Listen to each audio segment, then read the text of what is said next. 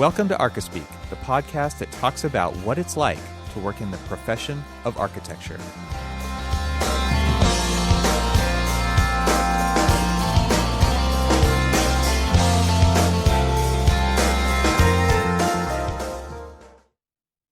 So what's it been like since while I was gone for you, like at work? Like how is it in the this time, the continuation? I mean, definitely the continuation of the same. Had to extend the project deliverable deadlines, mostly because, the reality is starting to hit that there are still a lot of things that both the client and contractor and everybody are seeing that maybe rushing so quickly to it, we need to slow down a little bit. And so it's not a slowdown, it's just, let's give us time to make the right decisions, which are absolutely the right thing to do, but maintaining and making sure that everybody is still not losing focus. It's like, oh, does that mean that we can take our foot off the gas? It's like, no, you can't take your foot off the gas. However, you can slightly lift it just a hair. Mm-hmm. Some deadlines aren't changing, some deadlines are, but at the end of the day, I mean, all of the major milestones really haven't shifted. It's just, some of the ones making sure that, we're just getting all of our decisions made correctly, which, makes perfect sense. So, we're doing that and just continuing to chug along. We're starting to get to the point where we are seeing that, as much as you've got Zoom or Teams or whatever else, and you've got, like your little whiteboard or whatever, or annotate in Zoom, there are still some things that you sort of kind of need some, paper and pencil to kind of like convey some ideas. And so we're kind of looking into, the notion of, maybe getting like some Wacom tablets and, things like that, so people can kind of like be able to like, I mean, a lot of times, I've been making do, but there would be a lot of times where, okay, let's cut a section and then let's, kind of like start adding some of the detail to it. So, we kind of know what it is, and it would be far easier for me to just, do like a real quick sketch of that. But when you're talking about it, you're talking about it real time. I mean, normally when I'm sitting there with somebody, pull out a piece of paper and, we would, sit there and kind of like, look at the screen, see what the condition is, and then do a real quick sketch of it. And that's been kind of a disconnect from kind of the process. We're starting to kind of recognize that, some of those more fluid things that we do in architecture are missing, from like the larger scale conversation. And so we are trying to remedy that. Still no plans to go back to the office yet. Plans to open it up as a resource, things like that. But yeah, that's one of the things that I think, I was on a call yesterday and the day before. Your guy, John Eaton, was on that call too. Yep. And it was interesting because, one of there was a couple of like breakout session kind of workshops for this. And one of the things that our group discussed pretty in depth was purpose of physical office, right? Redefining the purpose of it. Yeah. As we do or don't go back. I mean, and then I think it also starts to speak to resources available as needed by individuals in lots of locations, like you're talking about, like hopefully maybe low cost devices so that we can work how we need to work and not force everybody to type everything through a keyboard, but collaborate, sketch, right?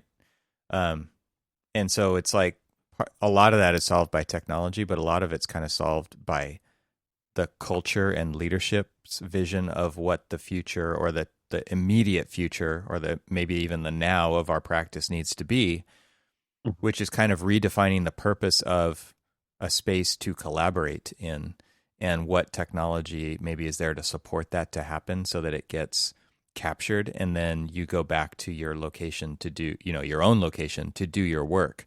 And so, a lot of firms are struggling with the whole large monitor situation is probably the number one thing, right? Because we do need that to do the type of work that we do.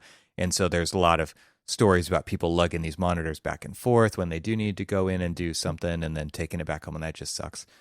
And so that to me is like there's no actual direction to say this is how you should use this space, which architects are actually pretty good at, but we kind of ignore it ourselves, versus what spaces either are or are not intended to be, right? So if you've got an office location where its purpose is to collaborate, right?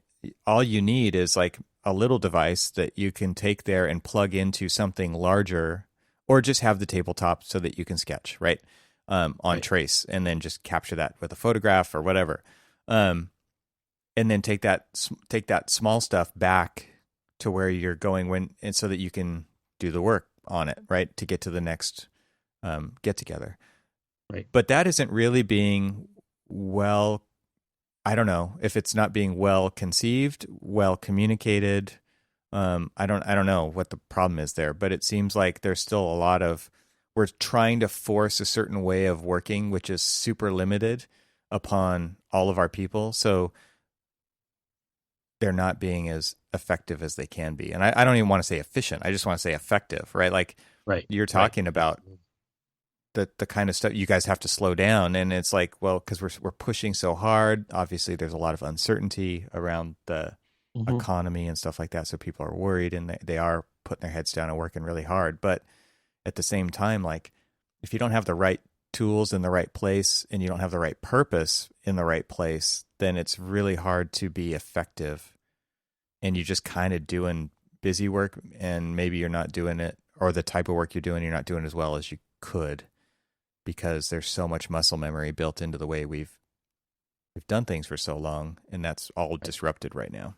So it's like, I don't know, are you guys talking about that with your office? Are you talking about defining the purpose of a space like that, and maybe what it is not as well?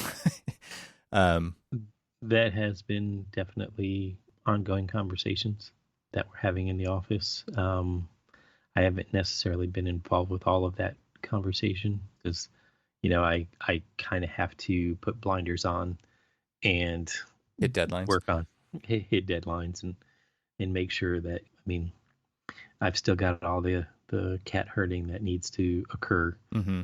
So, but yes, those are definitely conversations that have been going on. Yeah. Which is, they're good conversations. It's just some, different opportunities for what the office can and probably should be, both for just like flexibility of your employees. A lot of times, especially now, we've seen people leave offices, and, not just in ours, but in, other friends, in their offices, where we've, seen people leave their office because they want to move, either, closer to family or somewhere more affordable and stuff like that. And so we lose those people. And, if we're able to, accommodate them, in places where they feel comfortable to live, but, we're also, they're able to continue to work for us because they're good people and we don't want to lose them. Yeah. Those are the things that, I keep harkening back to the story that you told about the guy who, bought a place in Tahoe. Right. It doesn't physically need to be in the office. And, for him to be living there, but then being flexible enough to be where he needs to be or where the office needs him to be, those are, that's kind of the thinking that we need to be at now. Yeah. Really. So with that one, it wasn't a struggle, but I have another example where it really was, where we had a guy move to Colorado, and everybody loved this guy. He loved working for us, and he wanted to stay an employee, but life situations made it so that he had to move to Colorado, or wanted to move to Colorado, and did. So we don't do business in Colorado. So he could not be an employee because of, California labor law. I don't know what it was, but it was not possible. And so it was like, okay, well, you could start your own LLC and you could contract with us, but we can't be your only source of income, right? Again, California labor law says that anybody who's a quote unquote consultant has to have like work with many different entities, not just one. because I Right. mean, this is like the whole Uber thing, right? Like this is the whole gig economy thing where like if you're doing all your work for one company, you're an employee, you are not a consultant, right? That's what California's stance on it is. So a super sticky situation exacerbated by COVID. Like that was all pre-COVID, right? But now like when people actually can move and work from anywhere because we've proven it, right? Duh. It was obvious before. Now it's super obvious that the type of work that we do, maybe not in all situations is the best scenario, but it's totally possible to do that. And we're totally held up by these rules that won't allow it. So this kind of gets back to rethinking a lot of that stuff, or Right. is anybody willing to rethink that stuff at all these different levels so that we can make these things happen and progress? Or are we just going to be stuck in this framework that was designed when nobody thought, number one, it was possible, that number two, a pandemic would happen, like whatever the reasons are that were outside the framework previously are now like front and center. And it's like, are we actually going to redesign stuff, or are we just going to continue to pretend like things were the way that they were? Right. Which, is going to be an interesting one where we really have got to change, because we had an employee who worked in our DC office that left and went out to, with family and stuff to California. And she was able to stay employed for a short period of time with us. And then, Right. Yeah. unfortunately, we had to let her go because of California labor laws. Exactly same. And we were just like, wait, I mean, this is definitely one of the people that we wanted to keep at the office. Right. And they couldn't because of, the way that things are. And so, I mean, one hopes that we are going to, start really looking at the reason why, like, I mean, it only benefits. So like, rather than, the state of California losing, whatever kind of income, that they would get taxes or whatever from that employee, just, allowing them to like move out, but still work for a California company or live there and work for a East Coast company. I don't know the particulars on why, but there's a lot of, say for instance, I wanted to go to Michigan, but I want to keep working for ASG. Can I still do that because I'm going to be living, closer to family and more affordable, and, just giving an example. And then like for the firm itself, you say, oh, well, there's the opportunities, to possibly have people in the Midwest where we do, Midwest projects and things like that. And so we're able to like, have, people service those clients a lot better because we have somebody closer to them. There's those kind of things. But then, you look at the state laws and stuff and how, like the employment laws, like California is the one where it's just like, sorry, man, if you're not living, if you can't draw an income from another state if you're living here in California. Yeah. Which is weird. It's just weird. And then to bring it back to like the office and that collaboration space that you need for the type of work that we do, sometimes, not all the time, right? Right. And at certain points of a project, not all of it. Someone on the outside, who is coming in via Zoom or coming in via Teams is totally a second-class citizen to those who are actually there. Right. So that is a huge issue that is, again, going to take a cultural shift within our offices or our profession at large if you want to really blow it up, right? So right. If that person can't get into the conversation and doesn't have kind of equal access to the information or what's happening or being able to read the room or the conversation or see what somebody's drawing, or they're out of the loop. And so, like, to me, that's the worst part about this hybrid situation of potentially, offices opening back up with 25 or 50% capacity is no matter what. We saw this before where before COVID happened, anybody on a conference call who wasn't in the room was basically not on the call, right? They were basically not in the meeting. They couldn't get a word in edgewise because they can't read the room. They can't see where the openings are. And there's a lot of crosstalk if that happens. And it's disruptive to everybody. people in the room forget there's people on the call. Okay, so now that's not happening because the playing field has been completely leveled. Everybody has the same situation, and so this works, right? Where everybody's calling into the centralized location and everybody has equal access and equal technology and all that stuff.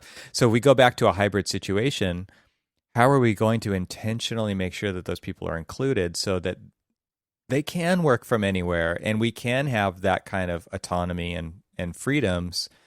And because like school is a real deal, right? Like people are not going back to work when there's no school, period. Right? So like this, and people have those different situations. You've got people in different stages of life, and you've got somebody, like one thing I've constantly kind of worried about in the back of my mind is how do people get mentored in these situations, right? How do young professionals overhear the senior project architect working through these issues when they're not on a call? And these like those that just doesn't happen, right? Like, could it happen? Yes, it could happen, but nobody's just going to leave an open channel on all day, every day, when you're at your home and there's other crap happening that you can't necessarily control, right? Because it's not an office setting. So, man, there's a lot of things to kind of work through and consider there and experiment with, and not necessarily have to know all the answers, but at least start to push in a direction that enables this new way of working to be as effective as it can be, and realize that, like, man, it's going to be a long time until 100% of these people are back in the office, and it'll probably actually never happen. Because, every survey I've seen shows people want to spend 2 or 3 days in the office. Yep. And the rest of the time at home. Yep. And so how do you start to coordinate that crazy schedule? That's going to be insanity, right? That's unless there's tools that automate the crap out of it and people are super flexible, which they're not going to be because you can't, because there's so many other things going on.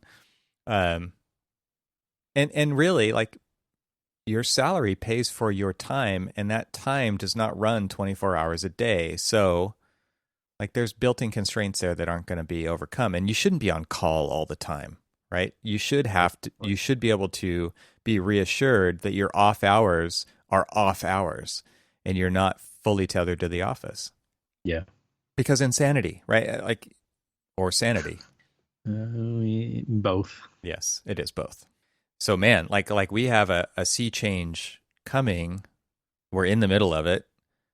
I want to know who's really addressing that and how they're addressing it. I think that why are all of these firms and architectural, engineering, construction firms working on this in isolation? Why aren't these discussions happening out in the open? Or are they? And I'm missing it.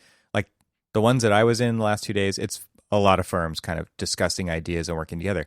But those ideas were generated in isolation and then just shared in a common forum. So why aren't they actually just happening in open forums as a profession so that we figure this out together and then work with local policymakers or state policymakers to change the rules so that the new way of work is that it actually works, rather than always trying to find a way around that? Because how else is it going to change so that somebody can move from DC to LA and continue to work for the same company because they want to and because the company wants to employ them? Right. But man, that's a lot of extra work that nobody wants to do, right? So I guess that's the answer. But it's not going to happen by itself. Well, then it's just going to continue to be what it is. Totally hamstrung. Yeah. Exactly. And firms are going to continue to have to keep replacing people because, like now, definitely, and especially, once things go back to air quote normal, nothing is really going to be normal. Well, and look at like what you just said, keep replacing people. The same thing happened in the last big recession, which was institutional knowledge walked out the door. Right. And so your 100-year-old firm is starting with 20%, to be generous, of institutional knowledge. Mm-hmm. And a lot of people just left the profession altogether. Like, that's real institutional knowledge that is completely lost. They're not even taking that to another company that could maybe benefit from it. Exactly. Yeah, I mean, yeah, I mean that is, we all know that one of the biggest struggles, especially since the 2008 recession, one of the biggest struggles has been to find those people, those, 10 to 15-year people, Yeah. that knowledge that's just not there. Right. It doesn't exist anymore. Right. And Yeah. they're being replaced with emerging professionals who don't have that kind of long-term loyalty built in to a company. Right. And there is the gig economy, and there is the portfolio curation, and there are the exciting projects at this firm and then this firm and then the next firm, rather than all lined up at the same firm, right? So the culture is seriously shifting because the perspective of the employee has seriously changed. And that's been enabled by technology, but it's also been enabled by those recessions, because it's just basically built a model where nobody's going to stay anywhere. I mean, obviously generalizing, but still, it's not a good place to be. And so how come our profession isn't working as a profession?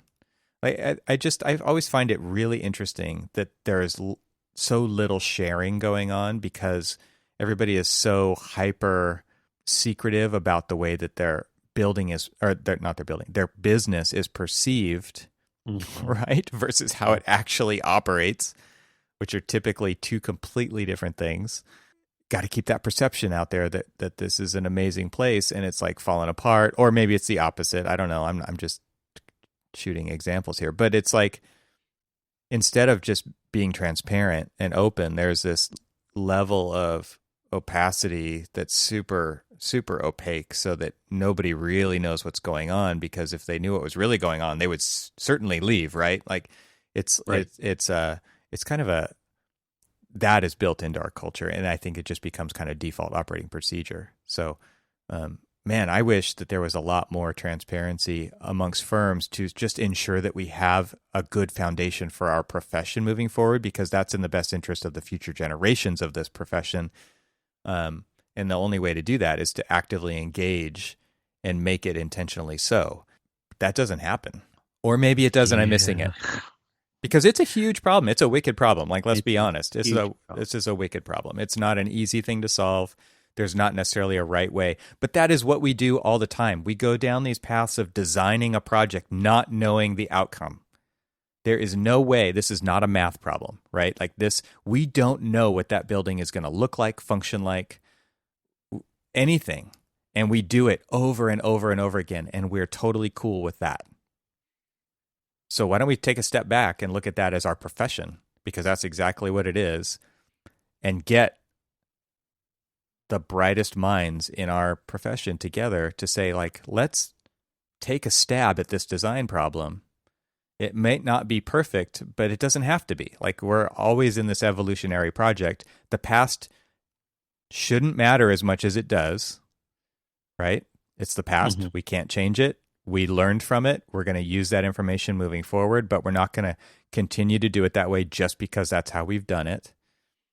And push forward with all of this new information that we have, and just stop hoping things are going to go back to quote unquote normal. Right. That would be awesome. That would just be amazing. So how can we put this group together? Let's put this group together. Yeah. Yeah. I mean, your firm has those people. My firm has those people. All of these firms that we're talking with have these people. They just have to be willing to work on it together. And man, like, not everybody has the same needs, but you could probably get 80%. It's like the 80-20 rule, right? You could get 80% of it, and then the other 20% is customized to you. Yeah. It always seems like they're stifling their growth by protecting their own. And the problem is that they're not protecting their own because they're stifling their growth. It's Yeah. just this catch 22 of like, we want to grow, we want to be flexible, we want to do this, but people seem to be very unwilling to like actually do what it takes to do that, because they are trying to protect what they already have. And being flexible, being mobile, I mean, again, we talked about this in the past, but being flexible and being mobile is what's going to really save this profession and actually make it grow. Yeah.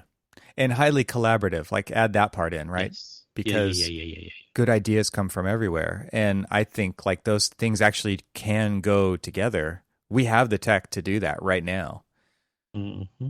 But again, we're kind of operating as if things will go back to how they were. And all of the writing is on the wall that that is not going to happen, no matter how much somebody wants it to happen. Unless they just say, these are the rules and everybody who wants to work here must follow them, which totally could happen. But that's not going to be the majority of firms, especially in today's landscape. Like when 80% of your employees say, I want to work 2 or 3 days a week, like the company's got to listen to that. Right. They have to. Well, if they decide like, to ignore it, go those people will just go. And like everybody knows how expensive it is to hire new talent versus retain existing talent. Right. Exactly. And when you're growing your firm, you're growing people who buy in on your vision of the firm and your values. Yeah, exactly. And your values, that you want to retain those people. You want them, and you want to perfect. You said it perfectly. It is extraordinarily expensive cost wise to the firm itself, but also projects suffer when you have that, hiccup between incoming and outgoing. How many projects have you worked on where maybe it's not necessarily your firm, but you're working with, like, say, an engineering company or something, mm-hmm. and they've got new people coming in, and mm-hmm. they're just like, excuse me, I'm kind of like, and so you lose like that, the institutional knowledge of the person who used to be working with them, just because that person, however they left, they left, and now you're having to do that. Or it's just like, hey, this project is is done with, we need to put a new person on it. And that anytime you've worked on projects like that, just it takes a lot out of the ongoing project. One step forward, 2 people. steps back, right? Every time, over and over again.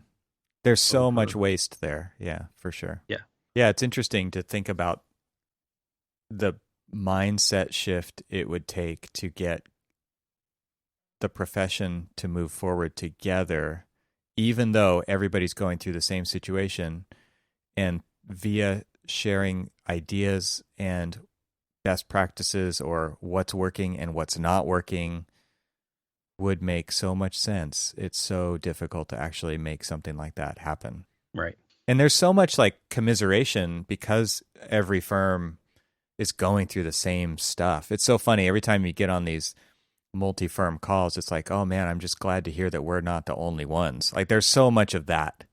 and then you think about it, it's just like, okay, if you're not the only ones, then why not do something to change it? Yes, absolutely. And where's the AIA in this, right? Like the one thing that kind of ties it all together. Where is that? And so then you start to think like beyond your business, right? You start to think about what is the future of our profession? What is the future of our practice? What does that look like? Is it a platform that we tie into? Is it something that we run?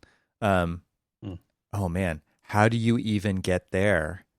Because now there's implications of, we talked about this stuff before. You have to change the entire education system so that people are prepared to get into that profession. Because right now everyone's being prepared for 2 things. They're being prepared for running their own firm by themselves, which is the whole license model, right?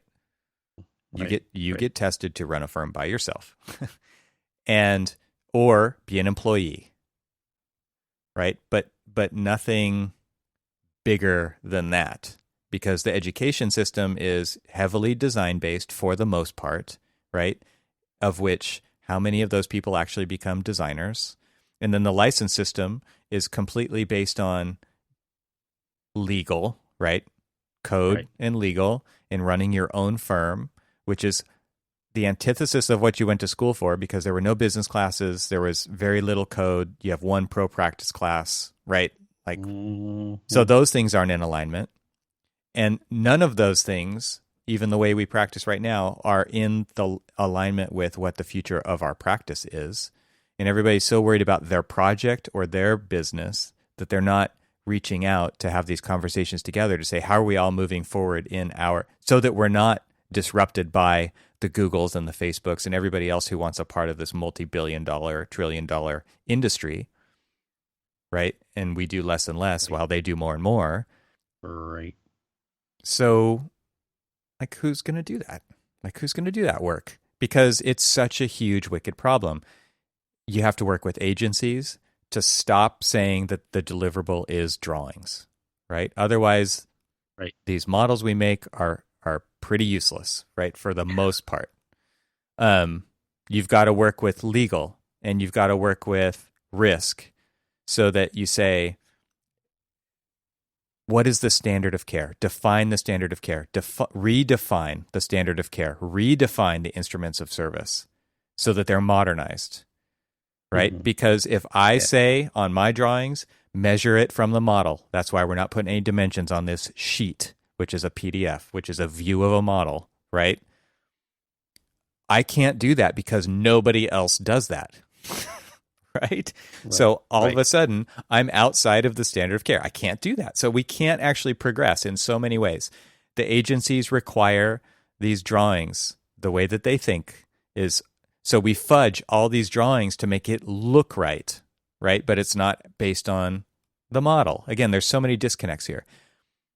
And we're talking about a future of practice where people might go into the office 2 days a week and they probably won't get mentored. I'm not trying to paint a grim picture here, but what I'm saying is, like, this is a big issue that the education system doesn't support, the licensing system doesn't support, our own businesses don't support. And it's like, I feel like we're totally stuck. So, like, how do we get out of that? I want answers, damn it. I can't give them to you, man. I can't give them to you. And really, like, we don't even want to think about it, right? Because we have stuff to do. Right. So I totally get that. I'm also sick of it, right? There's a huge opportunity for us to actually be the thing that we value, which is, changing our communities for the better. And meanwhile, like, we're not actually we're doing that on very small scales here and there, but not together as a profession, because there's so much untapped business out there for architects. So much. Like I've seen the data. We do 1% of the world's population of buildings. The inventory of buildings architects have touched 1%. Who pays for those buildings? The 1%. Mm-hmm. Mm-hmm. Guess what else is out there? A metric crap ton of buildings, right? So, you mean 99%? Yes, right? Yeah. But we don't approach it like that. We continue to whittle away at a smaller and smaller percentage to compete against each other of that 1% for the 1%. Right? I'll do it for less than you. No, I'll do it for less than you. Right. Right. Oh, really? So it truly is a race to the bottom. Yeah. Because there are so many opportunities for us beyond that 1% that we just don't seem to want to strive for. Yeah, it's not inside the tunnel vision, right? It's in the periphery. It's way out there. It's like we've all agreed that these are the rules and we're going to all follow these rules. And those rules are this construct that we've set up for ourselves over the last 100 years. Mm-hmm. This is how we practice architecture. Meanwhile, Google, Facebook, SpaceX, I don't care who it is, they're saying the old rules do not apply. We are going to build a modern framework.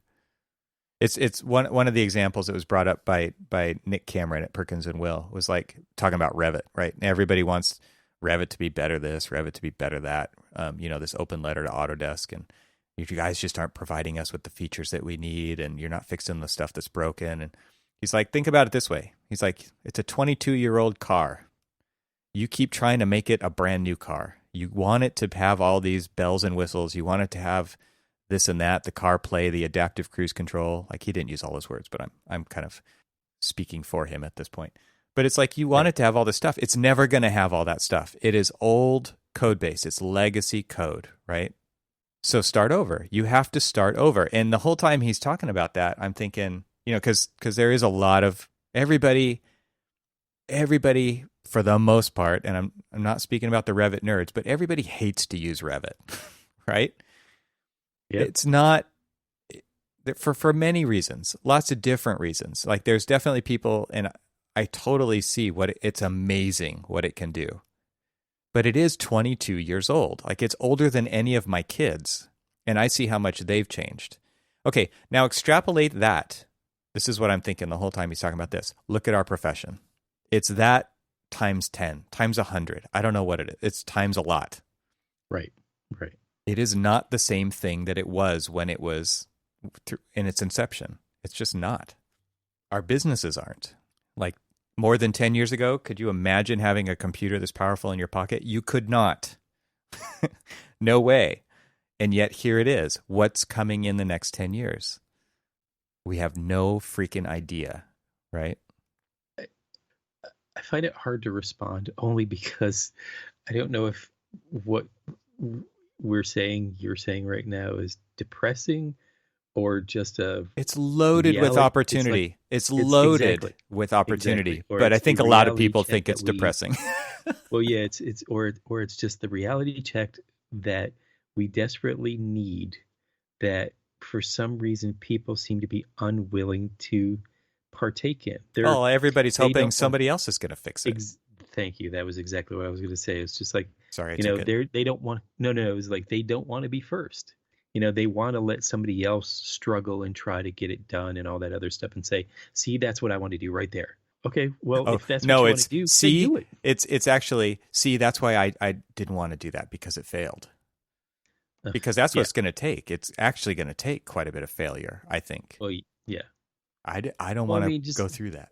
I mean, think about like the tools that are out there right now that people seem very reluctant to adopt because they don't want it to be first, or there's some other issues. I mean, think about like upcodes. I mean, how you can integrate upcodes into, your project flow chart of like, how you do things. And, people are like, I don't want to do that. I mean, I don't want to get into either like some liability argument or this or that or whatever else. And you're just like, but those are the steps that we need to take to make our job easier so that we can, as we've said, countless times, so that we can, do the things that we are good at doing. I mean, yeah, there are people in our office that probably know the code, better, but it's so changing and stuff. So, why do I have to keep relearning the new code and all that other stuff? Why don't I just like, okay, here's how I would normally do a building, and here's the code, and now I've like running this program to do a back check in this, and it's going to start to highlight all the different areas that don't conform to the code, and then I can start to look at, it's like, oh, okay, my assumption is that the old code was like this. Now we're under 2018, and it's telling me that I can't do the things that they are. I can increase my knowledge of like, okay, here there's like a ton of crap that never really changes in the code, and then there's like those few things that are more like life safety or ADA that are more specific to like, updating and stuff like that. And so other than, like me stopping and going and, taking courses to like, learn all of the different changes and, get the commentary to learn all the changes and stuff, which willing to do, obviously, I've done it in the past and, continue to do it now. Especially now that we're, transitioning from 2015 to 2018 in most jurisdictions that we are now working with. But I mean, why do we have to like, so it's that, it's what you're saying is like the rethinking about the way that we're doing things. It's like, there doesn't seem to be one person that I can meet that can agree on a dimensioning convention. Yeah. It's so funny that you say something like that, because it's like, how do we get our whole profession to pull in the same direction? And then I'm like, how do I get my whole firm to use the same goddamn Revit template?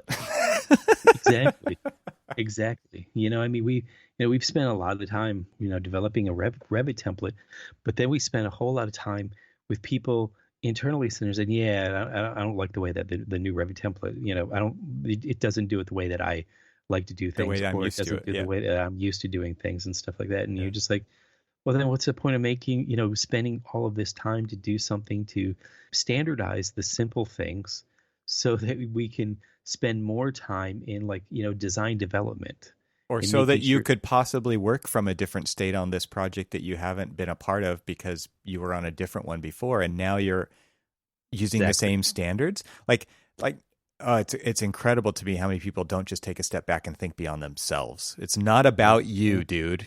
Like, Right, exactly. oh man. So Well, yeah, I mean, on one level, it is depressing, right? And on another level, like the future it's is definitely there for those who are willing to get their hands dirty and right. design it so Exactly. that it's not just so that we don't get disrupted. Like, who's the Uber of architecture? There's a lot of them. I'll tell you that right now. And they want all your business, all of it. What are you Right. going to do about that? That to me is like fire to go I'll do adopt it something later. about it. Yeah, we'll be the late I'll, adopters. I'll yeah. Well, I mean, hell, I mean, how many times have you like pointed out that architects on all of these different, like when you talk about Google and you talk about Uber and you talk about like SpaceX and all these other people who are willing to come in and take our business from us and innovate and lead, and it will leave us behind. And we will just be sitting there twiddling our thumbs, like, what just happened? Yeah. Well, You didn't see it coming. Well, that's exactly what disruption is. People read the book, Clayton Christensen, right? It is companies that fly under the radar who their customers are not your customers, but eventually they have so many of not your customers that they become the default.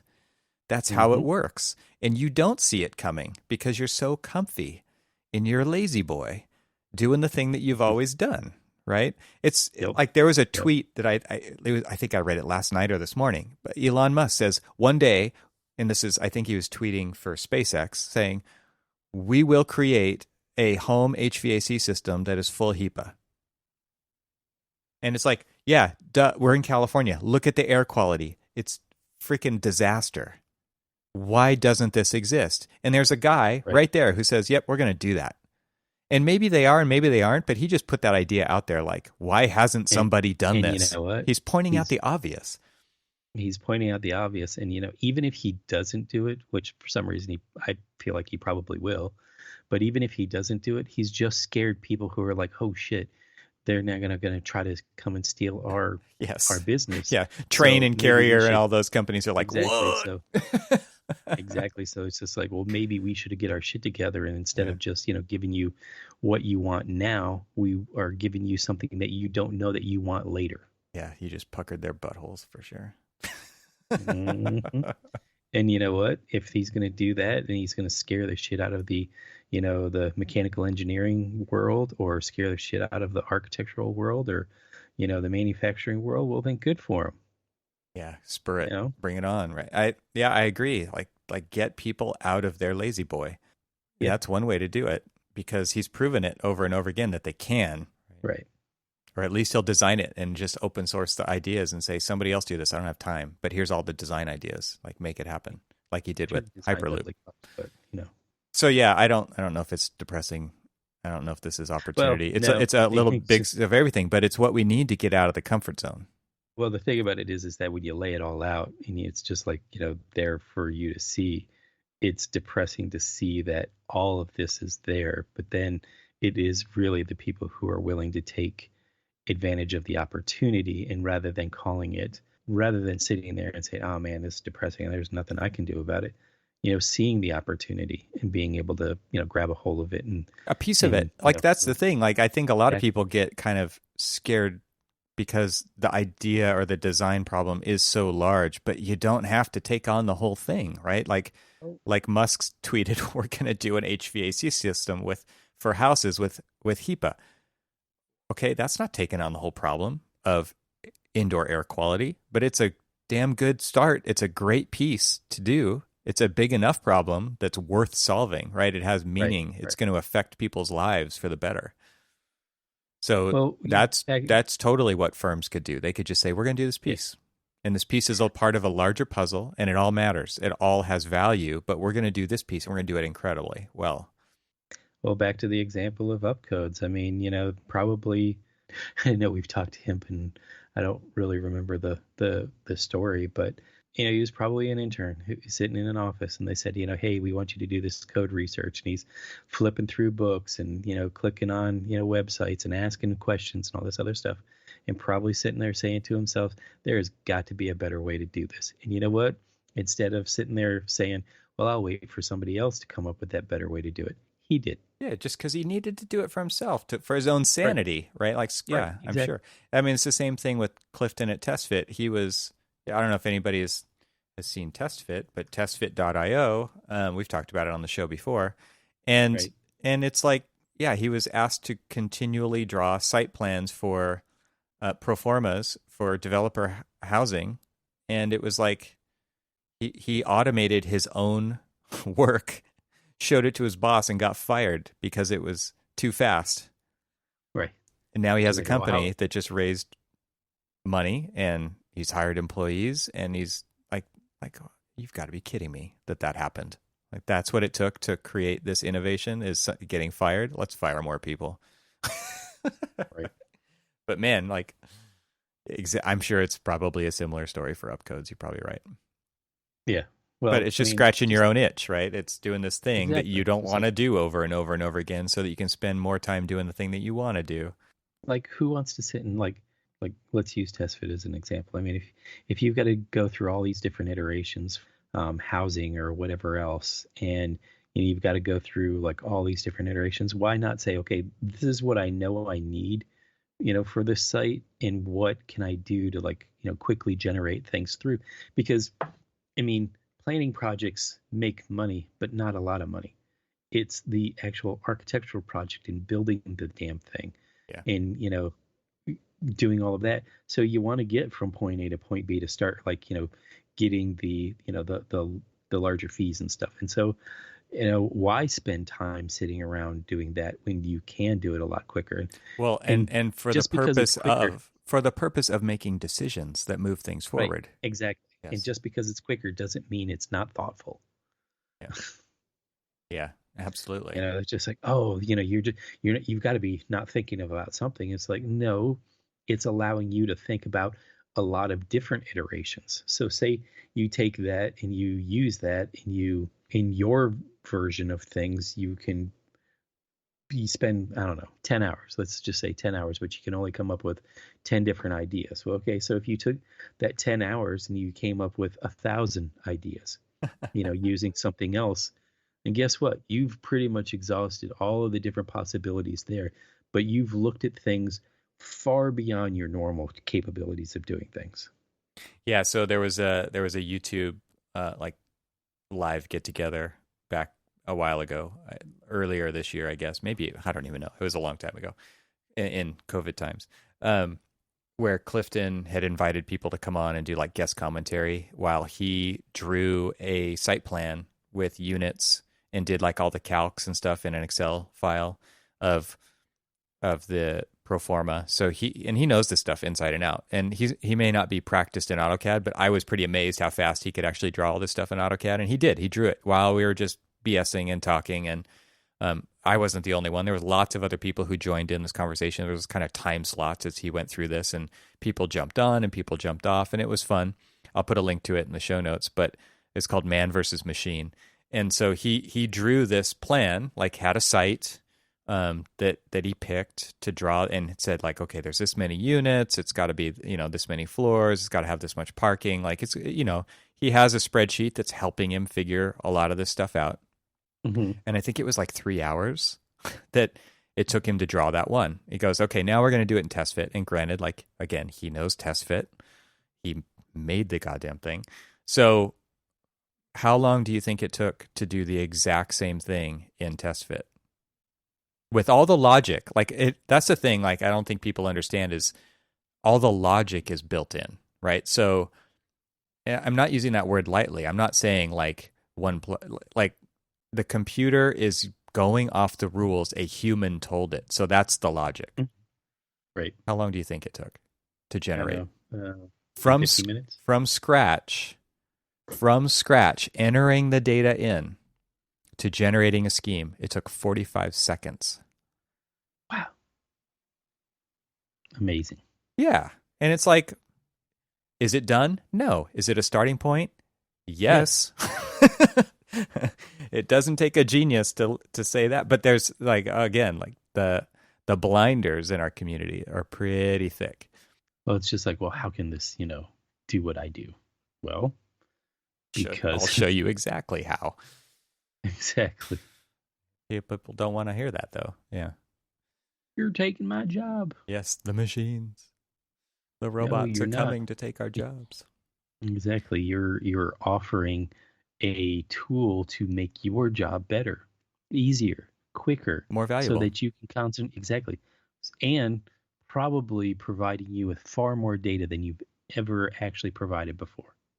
Oh, and it places the firewalls and the stairwells and the elevator cores and all the stuff, right? Because again, it's all logic. Like it's all based on actual rules. Right. So you didn't even have to think about that.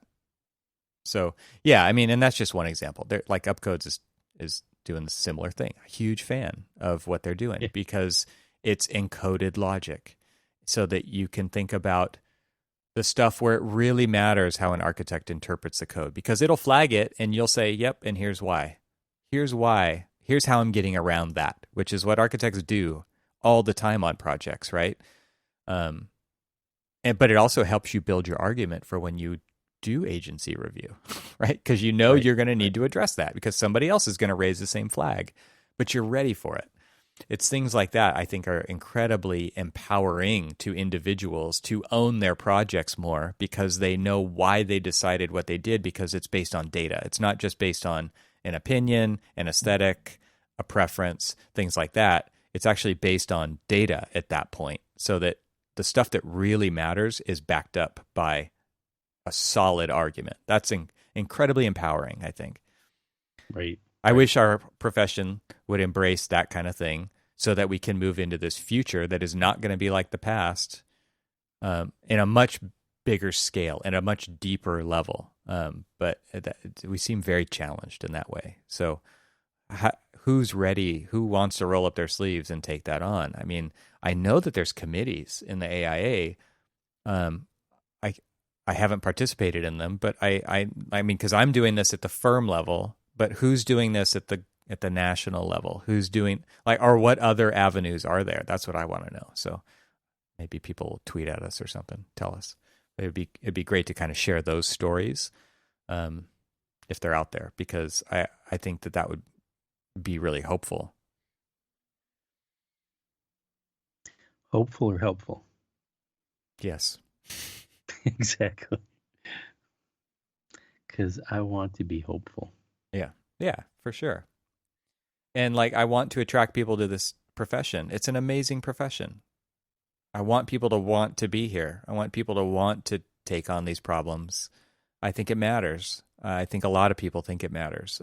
And so we got to give people reasons to want to do that. I mean, how many people are leaving our profession for the tech profession? Because they're working on interesting problems. They're trying to solve things. There's a lot of other reasons, right? But I like to think that people are leaving to work on interesting problems and not make the next crappy app for a phone, right? But do something that really makes a difference. And those things, like the things we're talking about here with Upcodes and TestFit, how many naysayers have they heard but continued to work anyway? I think hopefully that's just fuel for the fire, that they'll prove people wrong. But yeah, you run up against those kind of roadblocks all the time. Does that stop?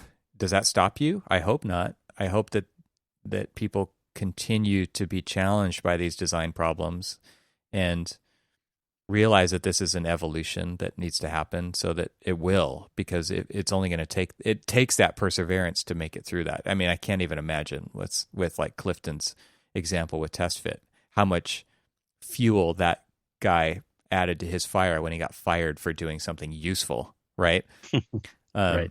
I mean, that's the kind of thing that we need to see a lot of in our profession. So anyway, good stuff, man. I feel like I would love to hear from people. Not that many people are interacting with us after these episodes, but man, there's so much here. I would love to hear people tweet at us or comment on the website about things that they see happening, and not. I don't want anybody to pile on to the negativity. I hope it's more construed as like opportunity than negativity because it's out there. Like, what are the opportunities and what are we seeing happening in our industry to make things better? There's lots of great tools, but like at the policy level, all pulling in the same direction, the leadership level, I would love to hear more about what's happening so that like, we can help get the message out so that people do know that that's going on and maybe become a part of that. To me, that would be like the most useful thing that could come out of this discussion is just to help spread the word that that's happening. What are the different instances of that? Let's hear them. I think we can call it quits here. Oh, yeah, we totally can. All right, man. All right. Well, talk to you next time. Thanks for the time. Yeah. See you later. All right. That might be all for this episode, but maybe listen to the end just in case. This show is part of the Gable Media Podcast Network. See all the shows at gablemedia.com. That's GABLMEDIA.com.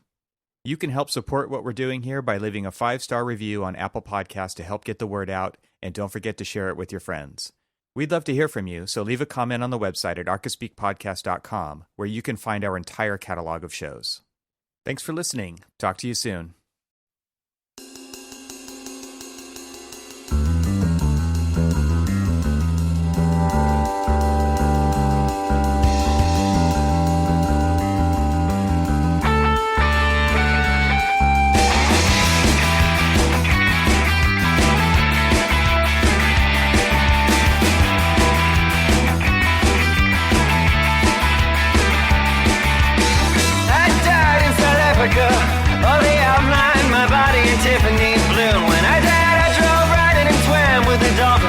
Frank and you. My funeral was beautiful. Oh, we got it for days on end. Thank God I'm cut, cause of my kind of luck I'll be up on the block in front of all of my friends. This is what you get. This is what you get. This is a schedule. This is a set. It's unpredictable lest you forget. If you blow, you can bet. I know. This is what you get. This is a schedule. This is a set. It's so predictable as you forget. If you blow, you can bet. I know.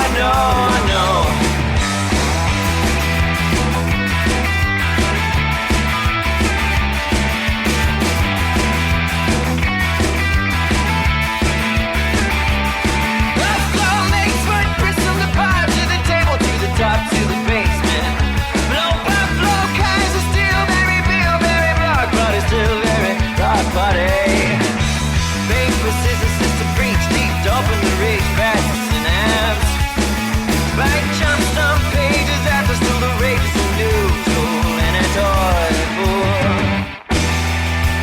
Oh, and this is what you get. This is what you get. This is a schedule, this is a set. It's so predictable as you forget. If you blow, you can bet. I know. This is what you get. This is the schedule. This is the set. It's so predictable as you forget. If you blow, you can bet. I know.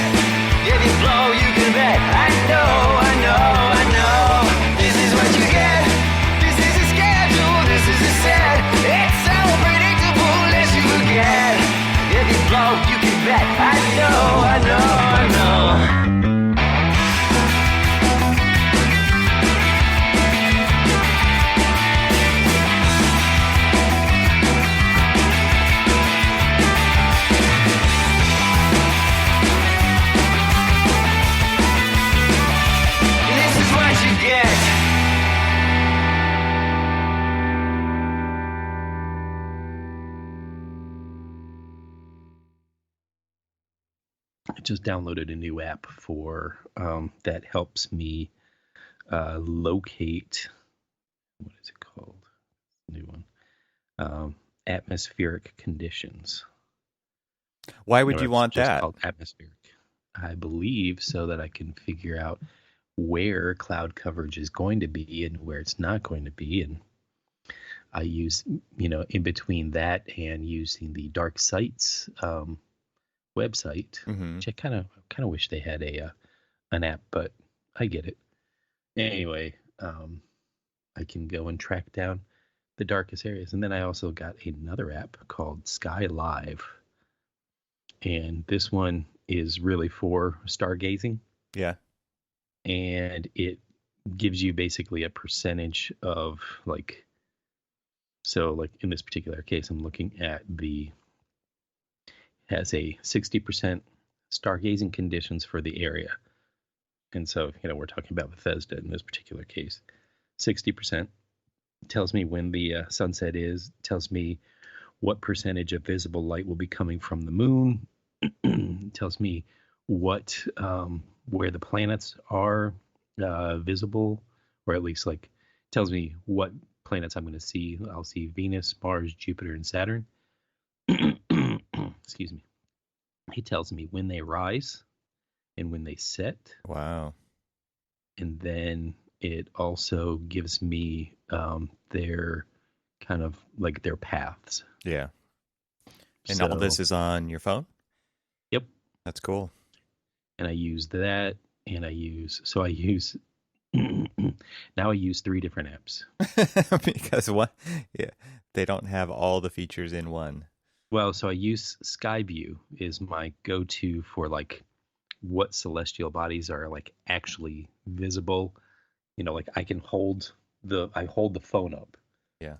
And I point it at like an AR kind of a thing. Yeah, totally. And so right now I can hold it up, and just below the horizon in a northwesterly view is Mars, and just almost immediately above it, just a hair above horizon, is Uranus. No, it is not. I mean, it depends which direction you're. Maybe if you are looking west. Exactly. Exactly. Child. The second that I said it, before I said it, I knew I was just playing in my mind how it was going to play out, and it pretty much went exactly the way I expected. I'm going to say Uranus. Oh man.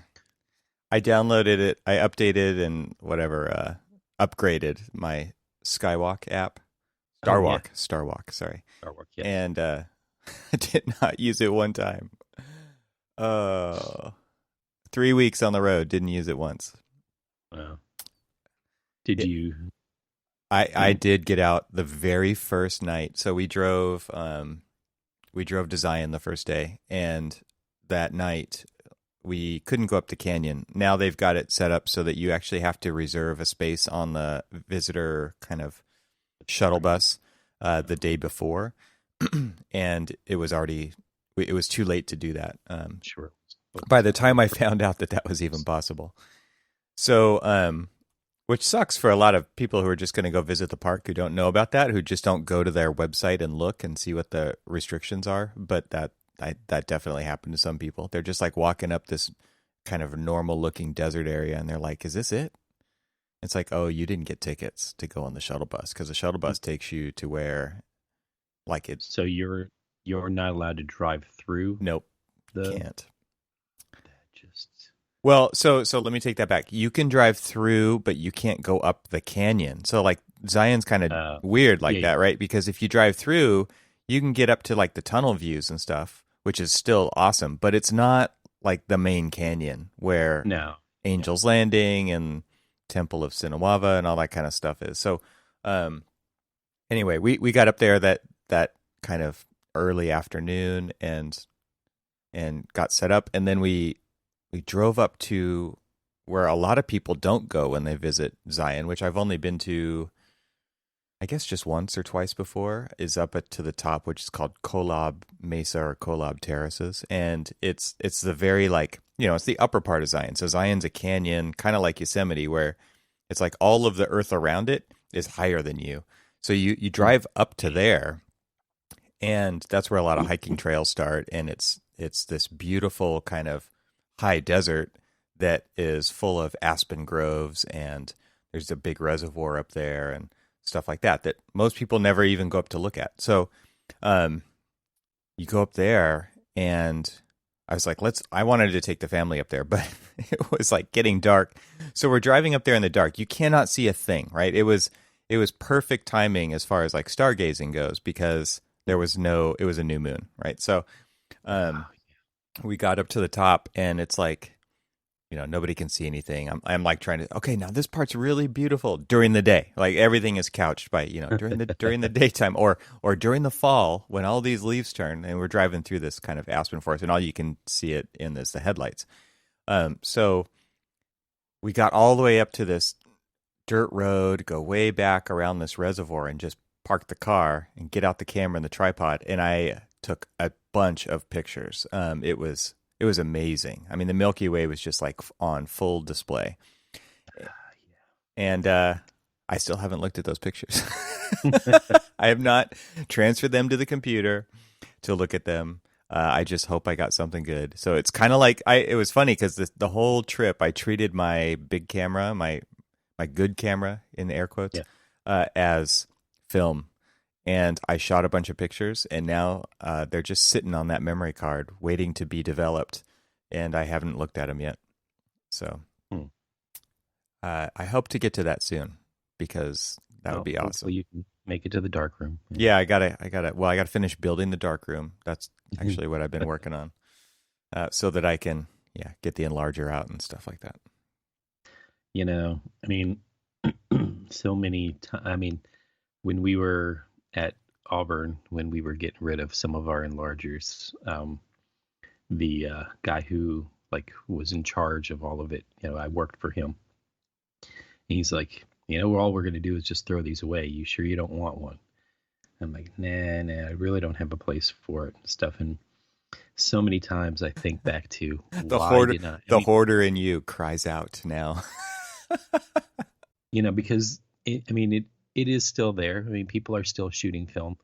I follow a few people on Instagram who they shoot exclusively film, and then they, digitize it and post it. And it's just, there is a, still to this day, it's kind of like, I liken shooting film to listening to vinyl, My son's been doing it a lot. I know, and I don't know if what he's posting on his Instagram is film. No, it's not yet, because digital. I asked him that too. I was like, what'd you take this one with? And he's like, oh, this is with the Sony. He's like, I have the same shot on film, but I haven't sent it in yet. Yeah. See, and I will say, let me just throw a little shout out to him. He's got a great eye. I agree. I don't know where he got it, man. It's awesome. Like I said before, he doesn't ask me for help. It's just osmosis. He sees you doing it, and you know what? It's not like he's going to say, "Hey, Dad, show me how to do this." It's just going to be, it was in you, and like I never asked my dad. I mean, my dad was a prolific photographer, and I never really asked my dad. I saw what he was doing. Did I tell you that our bike got stolen from our carport? Yeah, you did. And so I was looking around to, looking on Facebook Marketplace and just anywhere that I could find like a decent one for cheap.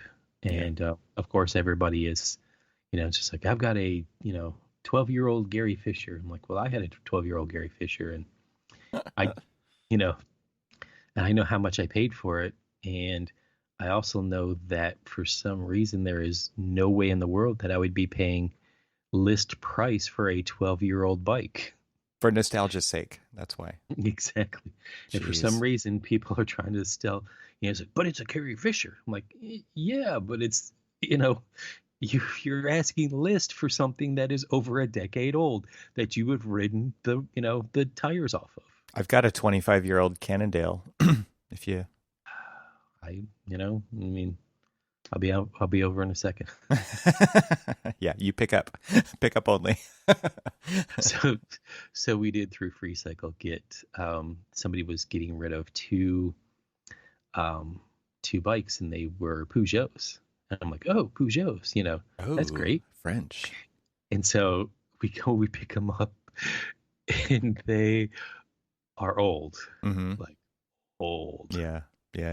And it was one of the ones. So it was one of the step over ones that the crossbar was like two pipes. Yeah, I've got a Suteki like that's like 40 years old. It's freaking awesome. And it's heavy. Yeah. It is so heavy. I was just like, God, I've been so spoiled by think of it this way: 5 stars in a crash test. Don't think of it as heavy. Well, yeah. And Magdalena refuses to ride it.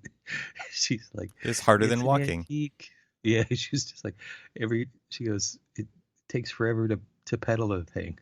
That's awesome. Like, I gave it a good once over, oiled it, tightened everything up, made sure everything was aligned and straight, and adjusted the brakes, and kind of like there was a little bit of like rubber, like glazing or whatever on the brakes themselves, so kind of sanded those down a little bit to get more grip back to them. Oh yeah, gotta do that.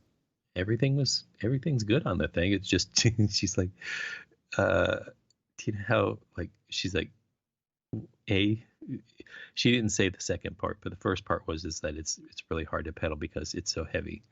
That's what she said, but I'm feeling in my mind, she's like, you want me to really be seen on this thing?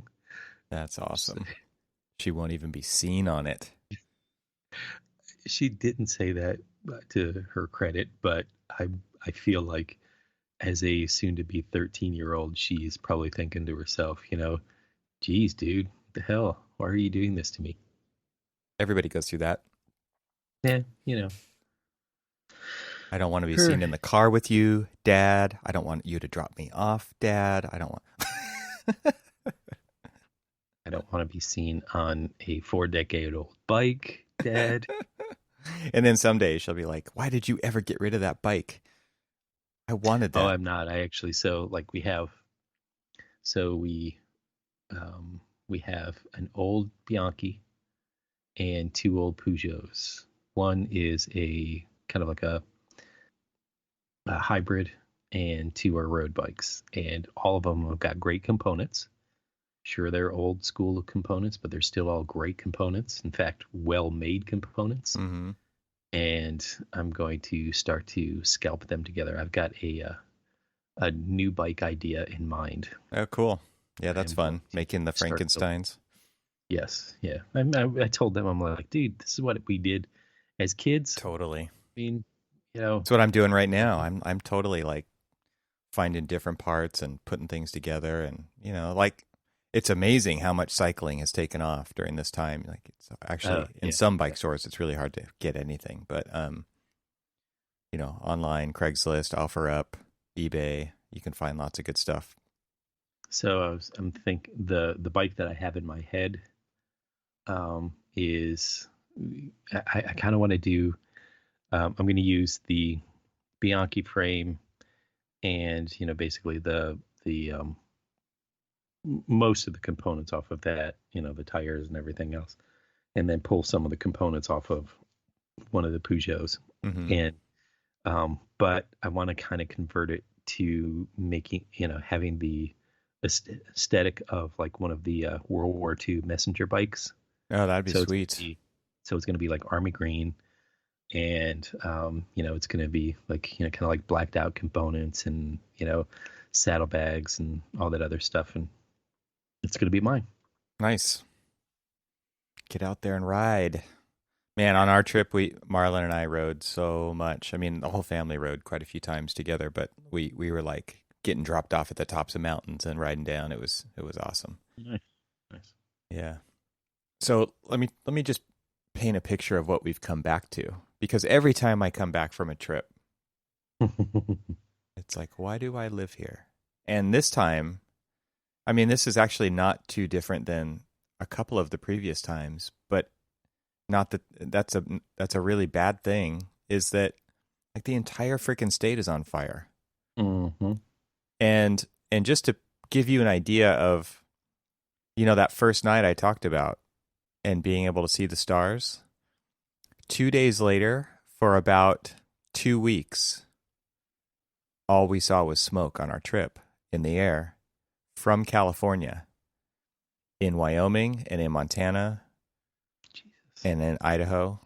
And it was just all blown over that way. And it was crazy because we're like in the Grand Tetons, right? We're in Yellowstone. And I was like, where's the fire around here? They're like, oh, there's a small one by Jenny Lake, which is like Grand Teton area. And I'm like, is it really that big? Like there's this much smoke? They are, oh no, that's all from California. That just blew in. It's like it followed us. And it's amazing how much that changes your perception of a place, right? It's like that environment, that the air quality, all that stuff, you're just like, oh, just don't get that feeling about the place. It's amazing how much it changes your attitude about it. Like, because it's like that first impression, right? And you see that, and it's kind of like if you go somewhere and it's perfect and you're like, I want to live here, right? And people are like, oh, it's like this like 3 days a year, right? The rest of the year it's like gloomy and people are depressed, but you saw it on that instance, and you're like, this is how it is, and it's just not. I mean, it's the same thing with the fire, but in reverse, right? So now that we're back, it has been raining ash every day. Air quality's terrible. Don't go outside. Like the other night, we had our windows open a little bit with the house fan on to just cool it off because it's been hot too.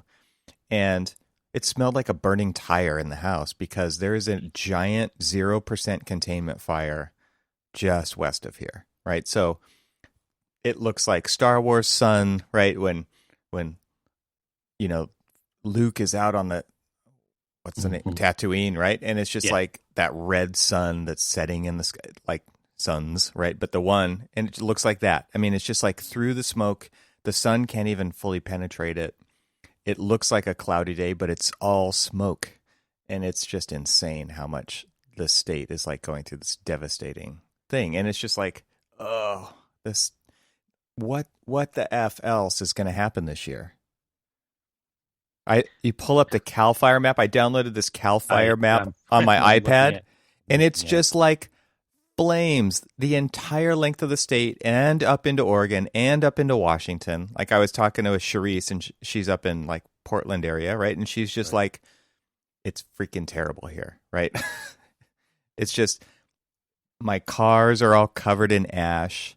The ground is all, you walk outside barefoot, you come back in, the bottom of your feet are black. It's ridiculous. Sucks. Not good. Yeah, totally sucks. I've seen photographs and imagery plastered all over the place, and and everybody liking it to like the scene from the new Blade Runner, and it's the San Francisco being orange. Yes. Yeah. I mean, and then right now I'm currently reading an LA Times article talking about the air quality for your weekend, which is not going to be good. Don't go outside. Yeah, basically, exactly. Stay inside. This is like, it's just like another pandemic of a different kind. Gosh, and then on top of that, you have the pandemic, and you have every other dumpster fire going on in this. 2020 is. Yeah. If we talked about the Vision 2020, this is not what we had in mind. Nope. This is not what we had in mind. But maybe this is the precursor to the post-apocalyptic worlds that we keep making movies about. Right. Oh God. Yeah. So while you've been doing that, I've been trying to sneak off to West Virginia, where no, they don't seem to care about face masks or things like that. But I guess they've I was talking to somebody who happened to be from West Virginia, and he was just like, West Virginia, we've been social distancing since 1863. Yeah, it's just built in. And it's true. I mean, we went out there, and we really, you didn't have, I mean, you don't have to try to social distance. It's just, Yeah, that's like Montana too. Totally. But discovered some pretty cool areas. And you're out hunting for like stars locations, or you're just out looking for hikes, or both? All of the above. Yeah. Both. We found a place that just, one of the wonderful things about Instagram is, when you follow like astrophotographers or just landscape photographers or things like that, you find a lot of cool spots. You find a lot of really cool spots. You're like, oh, and I was looking them up. I'm like, holy crap, that's like 2.5 hour drive away from us. Why not spend the day out there? Yeah. And we do. And there was this place called Dolly Sods, which is in the Bear Rocks National Preserve. It's basically up on the ridge lines of the Appalachians that cut through West Virginia. Just absolute beautiful scenery, and you're, in some cases you're above the cloud cover, or just kind of like, right there, and it's nice and clear and crisp, and it's fantastic. That's awesome. So, and you guys also went to the Headless Horseman. Yes. You gotta talk about your event. What happened there? Oh yeah. So it's been that long since we've talked. Yeah. It has been that long. So we have these weird little, like, what do you want to do today? Like, I don't know. You want to just go for a drive? Sure. Which direction? I don't know. West, north, east, south. Great thing about this area, and like I've said probably countless times, is that, yes, there's a lot of great history and like great things to see. Maryland nature is fantastic, but there's also the just ability to get in the car and kind of like drive to, like, Philadelphia or hell, New York is 3.5 hour drive away, and all this other stuff. And so, I mean, they're not. Everyone's driving out of New York, not into it. Oh, you mean, not the city though. Not the city though. So we so we decided a couple weekends ago that we were going to take a drive to Sleepy Hollow, Tarrytown, Sleepy Hollow area. We just the day before we were watching the Tim Burton Sleepy Hollow. And yes, it does not follow the story that Washington Irving wrote at all, other than the character names. But other than that, it is like nowhere near it, because we downloaded the audiobook of Sleepy Hollow, and I think it was told by one of the like amazing like horror narrators. And so we were listening to that, and the one thing that I would say is that the Disney one has it pretty close to being right. Nice. I mean, sure, it's Disney, but it, like, even the caricature of Ichabod Crane is very much like how they depicted in the movie, in the cartoon that, like, I don't know if you know and love, but I know and love. Yeah. So we decided, hey, let's go there. And of course, it's not, like, a lot of this stuff is not open, but there are a few things open. And so we were kind of visiting. We visited a couple of different, like, very kind of historic sites, And one in particular that we went to was the Sleepy Hollow Cemetery, where Washington Irving was buried. And what was interesting about that one is as we're like walking through and we're looking at like the dates of, some of the places that people are buried there. We went and we visited, Washington Irving's grave. But as we're walking around, which, for probably one of the, I would say that he was like the first American author to, one, gain popularity as an author. And, I mean, he's got such a nondescript, headstone. It's in the family plot. It's in the Irving family plot. And I never uploaded these to any social media or anything, but I can throw them in the show notes, some of the photos that I took. But it was interesting that, so like if you know the story of Sleepy Hollow, they talk about the Van Tassels, they talk about Ichabod Crane, they talk about all these different, families and stuff. And sure enough, as you were walking through the Sleepy Hollow Cemetery, all of those names from the story, because that's where he was from, all of the names from the story are there. We walked past the family gravesite of the Van Tassels, and all of these, and it's just kind of, it was really interesting. It was like, hey, look, we went by the Cranes and we went by the, it was really kind of cool to see that. So as we are, and this is where you want the story to go. So as we're, kind of wrapping up, it's like, it's, long drive back, hey, let's go find some ice cream and let's, walk out of here. But as we're walking through the cemetery, my daughter, kept saying, she's a strange one. She's always been very interested in, the dead and the afterlife and all of this other stuff at age 12, and loves listening to monster stories and horror stories and stuff like that. And so she kept sitting there saying, don't walk on graves, you don't want any of the ghosts to, kind of attach themselves to you. And, I don't remember actually walking on any graves. I kind of seem to have some respect for them. But she was just like, you better be careful. And so we were, we had just walked past, on our way out, we just, kind of like made sure that we were going to go past Washington Irving's grave again. We just walked past that. And there was a series, little narrow stone stairs.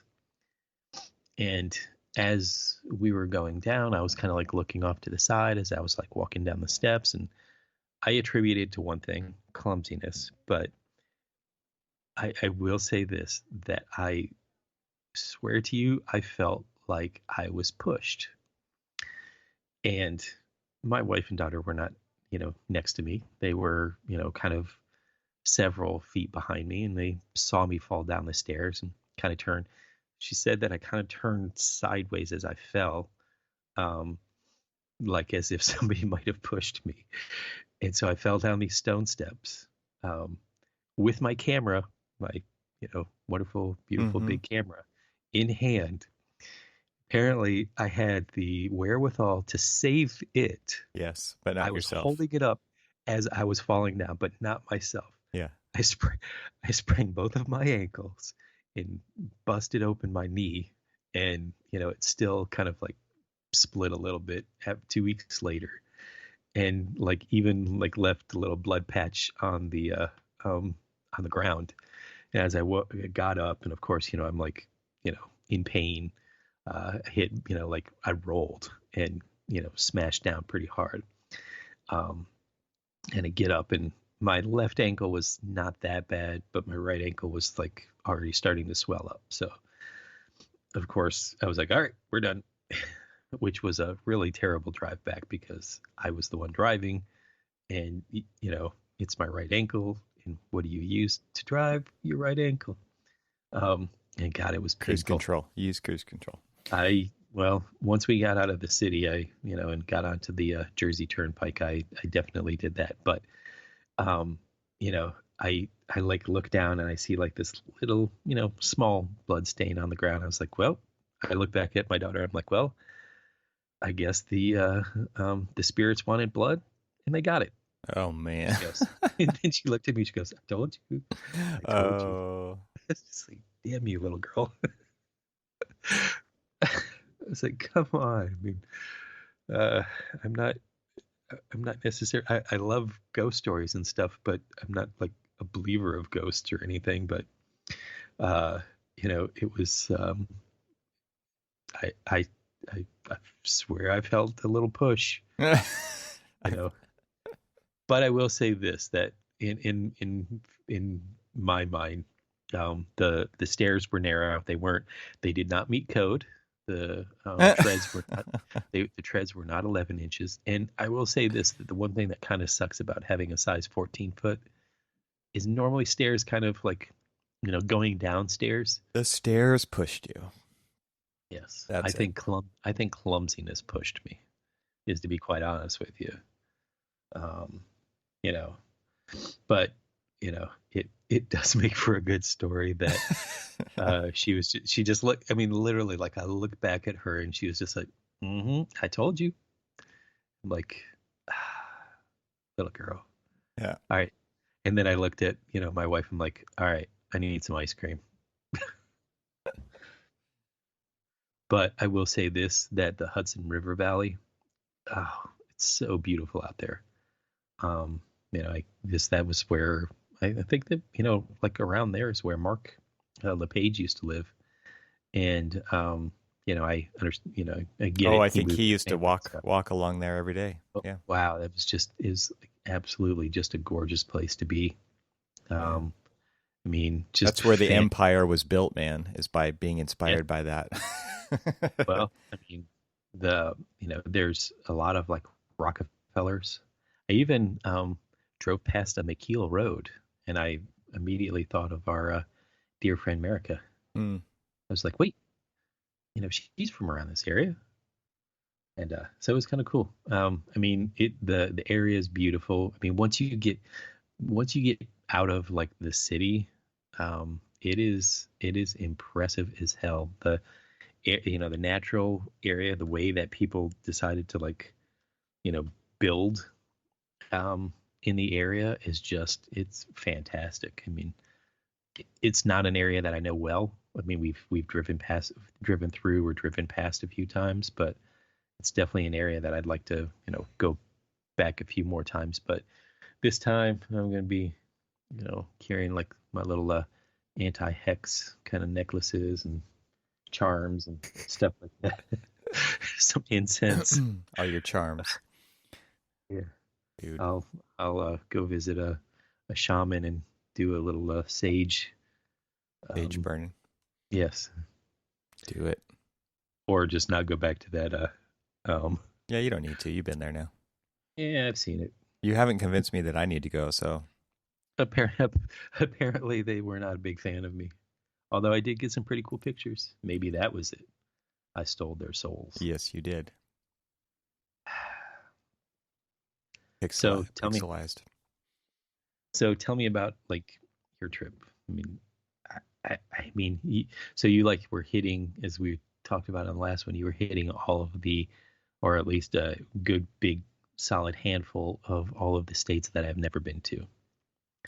Yeah. So first of all, I mean, it was just amazing. We actually, I think it was 7 states, like I said before. I had the opportunity to go into Oregon, but I decided not to take that because we really wanted to kind of come back down through Idaho and see Twin Falls. And like there's this, they call it like the Little Niagara. It's this area called Shoshone Falls, or I think they call it Shoshone Falls. And it was pretty cool, but that was like later on in the trip. So when we started off, like I said, we went through Zion, we hiked the Narrows, we got farther than we've ever gotten. And it was funny because she's like, it's kind of cool that the kids are getting older. Like we can go farther, right? So yeah. That was pretty cool because we went probably 5 miles up the canyon. And you're hiking through water the whole time over these slippery rocks, and you just get better and better. And pretty soon you're just like jamming. And it was pretty cool to get all the way up there. And basically, we got up to this part where the canyon actually splits, and then there's like the Virgin River, like where the Narrows continues on up through to the north, and then it kind of splits off to the east, and that's called Ordervale Canyon, which I've come down canyoneering before, which was like, it's funny. My friend John, he's like, that was called the Suffering. That was the day that I lost my two big toenails, and it was brutal, but little weird to get back to that spot and just be like able to point at it and be like, yeah, we came, like we're a third of the way that we came down that day. And it's like, how hard was it just to get to that spot? And so it was just gorgeous. The water was clear. You know, not every time you go to Zion, the water's clear. It's like, Right. Because of flash floods, if you go in the spring, like the water's usually really silty and you can't see through it at all. So, just absolutely fantastic. And the smoke hadn't blown in yet at that point. So it was perfect out still. So I got a ton of amazing photos from there, which I'll have to. One thing is, I should preface this and say I didn't share any photos from my trip during my trip at all. I was taking like a break, and I just didn't feel like compelled to do it. But man, I got a lot of good ones. So just so you guys all know, I got a lot of good photos that you may never see. Yeah. So after Zion, we actually drove up when we were leaving from there through Kolob Terrace, which I talked about earlier, but we did it during the daytime. And that's when everybody was like, oh my God, it's amazing. You know, it's beautiful. Oh, this is what we couldn't see last night. And we took this, it's not a shortcut, but it was a long cut to Cedar City over a dirt road. So driving the car with all the bikes hanging off the back and the box on the top across this, 30 miles of dirt road, just total dusty silt. Man, the bikes were punished by that because they're hanging off the back of the car and just like in the vortex of dust. And got up to Cedar City, saw a really cool art museum, and I was like, oh, what's that? It's called Southern Utah Museum of Art, and it was very architectural. If you look it up, maybe I'll put a link to it. But that was, I got to look it up real quick because I feel stupid at the moment because it's just slipping my mind. But it was. Oh wow! I am looking at it now. Yeah, it's I have a couple cool pictures of it. Oh, it's Brooks and Scarpa. Yeah, Brooks and Scarpa. So shout out to them. That was absolutely this giant cantilever, just absolutely incredible. And yeah, it was pretty cool. So then from there we went to I'm trying to think, where did we go from there? We went up towards Jackson Hole, and on the way to Jackson Hole we stopped at Park City, Utah. So we spent 2 nights there and did some incredible mountain bike rides and really liked that area. It's pretty amazing how little trees there are for such a ski town. I mean, it's not a heavily wooded area. It's kind of, again, like kind of high desert. And, Utah is a very dry climate, kind of like California, even more so maybe. The snow is super light and dry there. So it's pretty cool. Beautiful old school downtowns. We saw a lot of those on the trip. Did a bunch of bike rides there and stuff, which was fun. And then we went to we got further along the road, but we didn't make it all the way to Jackson. We stopped in this little town called Afton, Wyoming, which is like a little cowboy town. They claim to have the largest, what do they call it? The largest elk horn arch crossing the street. And so it's just, elk horns, you find them everywhere up there, I guess, because it's just open land and tons of elk. And they built this big steel arch and clad it with elk horn, which you might want to spec on your next project. It looks pretty incredible. Well, elk are more there. I think I'm going to go with deer horn here. Yes.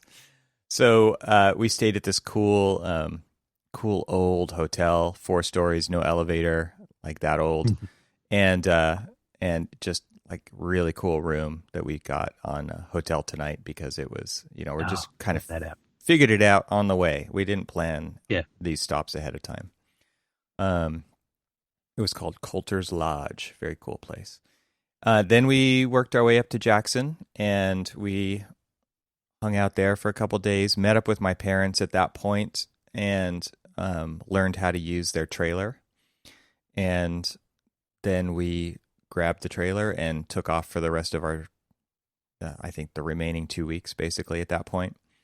And went up through Yellowstone, Tetons, and then Yellowstone.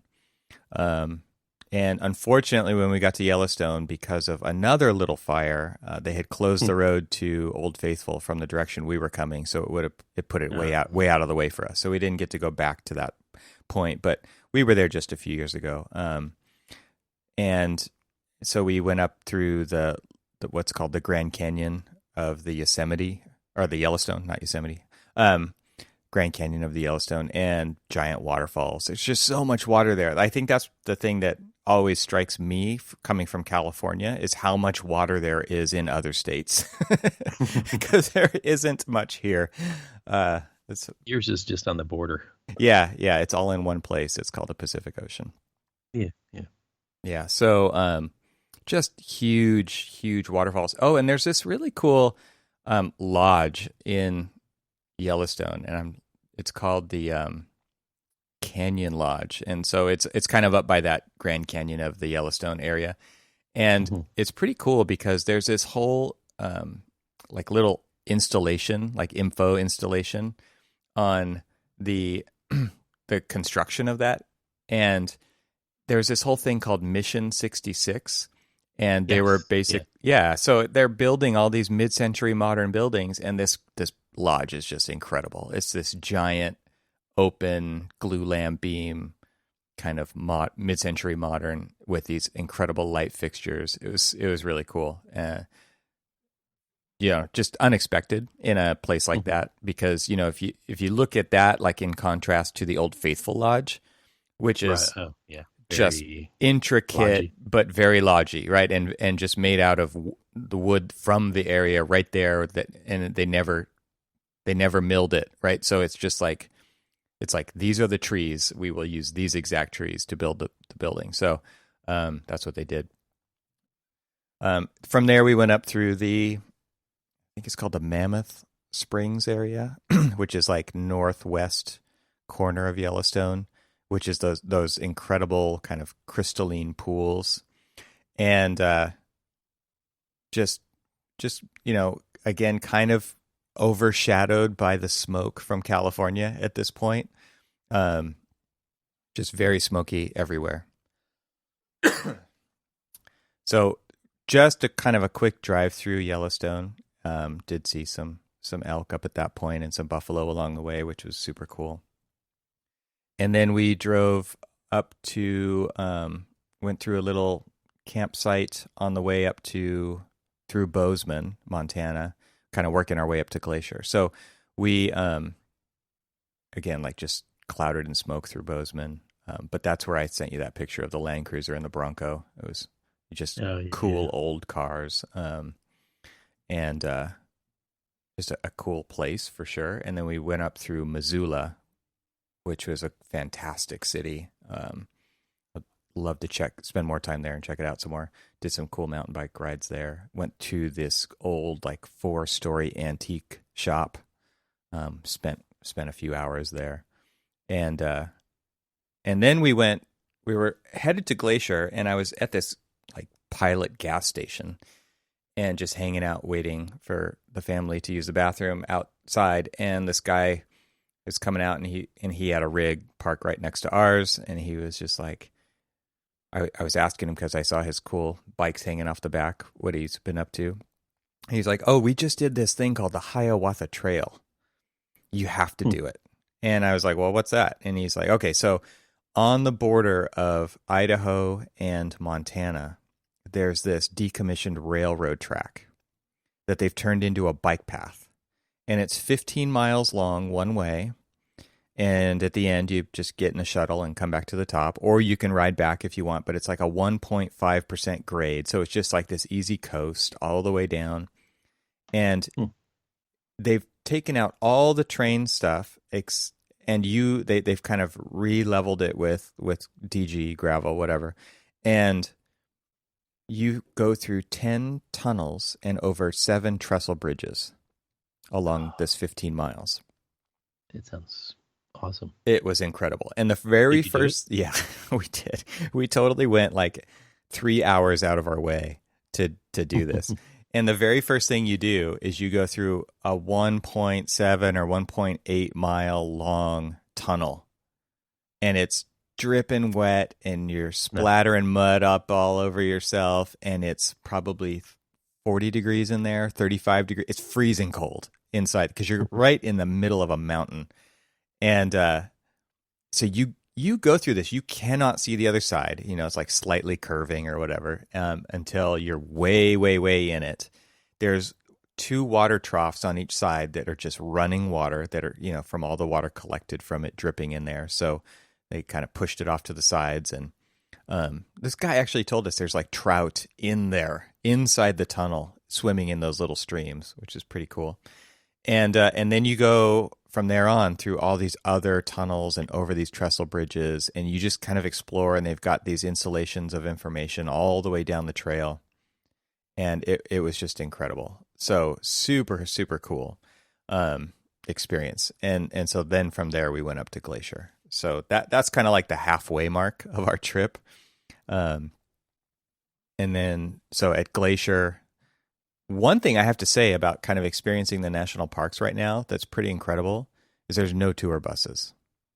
Like all because of COVID, right? There's no tour buses running at all, which are always a pain because you can never like park, right? And there's big crowds pouring out of tour buses and onto tour buses. And I'm not talking about like the shuttles for the parks. That's kind of hit or miss. Like the one was running in Zion, the one in Glacier was not. But like that full-on coach buses, you know? Yeah. There's none of those right now. So well, that's a positive. Probably good. Yeah, exactly. Totally. So I found it. It's the Hiawatha, route of the Hiawatha. Yes, that's it. God, that looks, I mean, I'm just looking at it. Photos on the actual website. It's ridethehiawatha.com. And it is just, I mean, even just like the first shot, which is just you riding over a trestle bridge, is amazing. Yeah, I mean, if you're a railroad person at all, and even if you're not, like the views are stunning. And standing on top, they have a bridge that's like, I can't remember, 235 or 325 dyslexia feet tall. And it's really incredible to see. They have these installations showing how they built them and how fast they built this stuff. And like that tunnel that we went through was 1908, right? Like they built this entire section of train tracks in like 3 years. And just the amount of work and of hard labor to do that is just incredible. And from then on, like everybody pretty much took it for granted, right? Yeah. Because it was already there. But just an incredible installation of, infrastructure. It's kind of like Hoover Dam level stuff because it was 25 years earlier. I don't know, probably 20 years earlier. So you would totally dig. I mean, it's very similar, and it's at least just, it's not too terribly steep. But the C&O Canal, which, is the old Chesapeake and Ohio River Canal, which was basically a lot of the shipping couldn't go up and down the Potomac because it was just, a lot of like rapidy areas, rocky areas and stuff like that. So right next to it, they built the C&O Canal, and so they have the towpath, which is and where they would actually like have horses horse-drawn pathways where, you would like hook your boat up to it and, have the horse kind of like pull you through certain areas and things like that, more shallow areas and stuff like that. And so now it's just, and I'm looking online, so this is not something that I have readily available on my head, but 184 miles of trail. And, it was built in 1831 and operated until like the early 1900s. And it's just, and we hike a lot of it because, we've got it, it goes basically from, DC, like all the way up into Cumberland, Maryland, and all this other stuff. So like the whole western border of Maryland, which is the Potomac River, it's got this full length of this That's canal, awesome. and it's got very similar things. It's there's tunnels and there's all of these other things, and you're literally like in certain cases you're like standing, you're like walking past like these high rapids that are just to your west, and it's some pretty cool stuff. So That's awesome. you need to come out here and do that too. Well, yeah, because I mean, again, if it's a canal, right, there's no like rise or fall to it really, unless they have like inverts and stuff. But it's Well, I mean, there's like tons of locks. Like, yeah, that's cool. So like, which is really, really cool. I mean, there's like, I don't know, like it feels like there's a couple hundred locks through the length of this thing. And so it descends from like the Allegheny, I mean, not the like the Allegheny Mountains and stuff, or Cumberland area, and it kind of like descends all the way down to elevation to some high elevation down to DC. It like basically spills you out into Georgetown. And I'm looking right now on their website, and they've got a whole like elevation profile. Yeah, it's pretty incredible. Yeah, so 185 miles long. Jeez. Very cool. And it's so cool to like just see like all of these little, there's like all these like little just like lock houses and falls and rock climbing and all this other stuff. Sweet. Yep. Okay. I'll put it on the list. We'll be there. Yeah. I'll bring you the Cannondale. I was going to say, bring me that Cannondale. Oh man. So this is the only part of the trip that I actually booked so that we made sure that we got the same campsite for the whole time we were there. 6 nights at Glacier. And so we stayed outside of Glacier about 9 miles in this little town called Hungry Horse, Montana. And fantastic little RV park, very small, beautiful, amazing showers and stuff, which I do recommend. Like if you're staying somewhere for a while and you don't, showers. Yes, I recommend them. But I mean, we had an RV, right? We had our own little shower, but it's so tiny. You don't want to be in that, and you don't want to have to worry about running out of hot water because it doesn't hold a whole lot. And we had 4 full-size people, so. Yeah, I mean, and they just had a fantastic facility. So we, from there, was kind of our home base, and we went off to Glacier, and it's just, I think I sent you some of the photos here, and you were like, why are you sending me these? To make me jealous, right? Yeah. Yes. Because it was fantastic. I had no idea what Glacier was like. I didn't do a ton of research up front, which was more like intentional. We wanted to just learn about it as we went, and sure, like the old days. Oh, and I have to tell you, the coolest thing we bought the whole trip was a $25 National Geographic Road Atlas of the U.S. And the book. What it's like a full-on real road atlas, spiral bound, which is key. All their old ones were not. They were stapled and they'd fall apart after years of use. And not only that, but the National Geographic one, I have to say, is like absolutely amazing because it has so much information on stuff that I care about, like the national parks and the activities that you can do in different places that are all outdoors based. So, I mean, that was awesome. It's going with us everywhere from now on. And we were pretty intentional about not using the internet to find as much as we could. like we have on previous, and just kind of experience things like how we used to experience things, and really try to disconnect more than usual. So once you get to Glacier right now is only accessible from the west side. The east side, there's a reservation, and they've got the road closed due to COVID.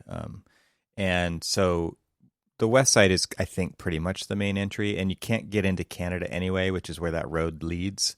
Yeah, it's shut down on the eastern side, but it doesn't. It's okay. Yeah, I would have liked to stay and stayed in Canada, but maybe next time. So they have this road called the Going to the Sun Road that cuts through Glacier National Park, and again, an incredible infrastructure project from, I think, the early 30s, kind of around the same time as Hoover Dam, and those larger infrastructure projects were going on to kind of employ people right out of the Depression. The CCC. Yeah. So just incredible engineering and construction, and like has stood the test of time. It's just so this road, you drive through the park and you get all of these incredible vistas and peaks and valleys and passes and lakes, and it's glacier carved. I mean, it's like and again, I kind of didn't have an idea of the scale of it. And when some of your favorite parks are like Zion and Yosemite, like they're pretty contained, right? Like you're in the valley. But here it's just enormous. There's so much land and ground to cover that you can really spend a good chunk of time just sightseeing. And then there's tons of hiking trails all around that you can do that are really well documented, and also like rated. So that, because they get a lot of tourists, they don't want people getting in trouble doing something that they're not ready for. So very well done trail systems, just incredible location. And again, like really cool mid-century modern buildings up at Logan's Pass. And then you kind of keep driving along and you get to just Lake St. Mary, and there's that's pretty much where the road today ends. You got to turn around, but we're up there at sunset. It was just perfect timing. So that whole experience up at Glacier was super serene. You're up and out of the smoke. There's not as many people because there's no tour buses, and like Lake McDonald, I think some people call it like Fruity Pebble Lake. It's got these amazing water-worn rocks all around the edge of the lake that are multicolor, like red and green and purple and yellow and orange, and it really does kind of look like fruity pebbles at the bottom of this lake. If you look up Lake McDonald, it's just this incredible view of a glassy, huge lake with these beautifully colored rocks at the base of it that the glacier kind of left behind as it carved this valley. So very cool area. So a lot like Norway, right? Because it's like a fjord that you're in, but it's not filled with the ocean. It just has left a few alpine lakes behind and some a lot of snow melt. It's all snow melt, so it's all like crystal clear water. It's gorgeous. Let's see. Oh, so Lake McDonald. Yes, yeah, it's really, really cool. So we did this other like little side trip when we were up there because a friend of mine in the office told me, you got to go to this town called Polebridge if you're willing to like make the drive up there. It's not very far. It's like 25 miles on this semi-dirt, semi-paved, mostly potholed road. And you drive up there, and this town it's not a town. It's two buildings, two proper buildings, and a bunch of sheds that runs entirely on generators, diesel generators. So no power up there. And the population of the city, I think he said, was 45 during the summer and gets down to 12 in the winter. Only 12 people will actually stay there just to kind of keep things heated and taken care of, or they just don't care to go somewhere else. But most people go somewhere else, warmer for the winter because it's brutal. And, you know, awesome little cafe, bakery, gift shop thing that, you know, basically supports the entire town for like 4 months. And then the other 8 months of the year, they're just like trying to survive, right? From there, we drove up 6 more miles on a really, really dirt road, up to Bowman Lake, which is similar to Lake McDonald, but even less people. And now you're within 20 miles of Canada. And just incredibly serene, beautiful hiking spot. And like, if you want to get away from people, this is an amazing place to go. So, I mean, that was... How dark was it out there? How dark?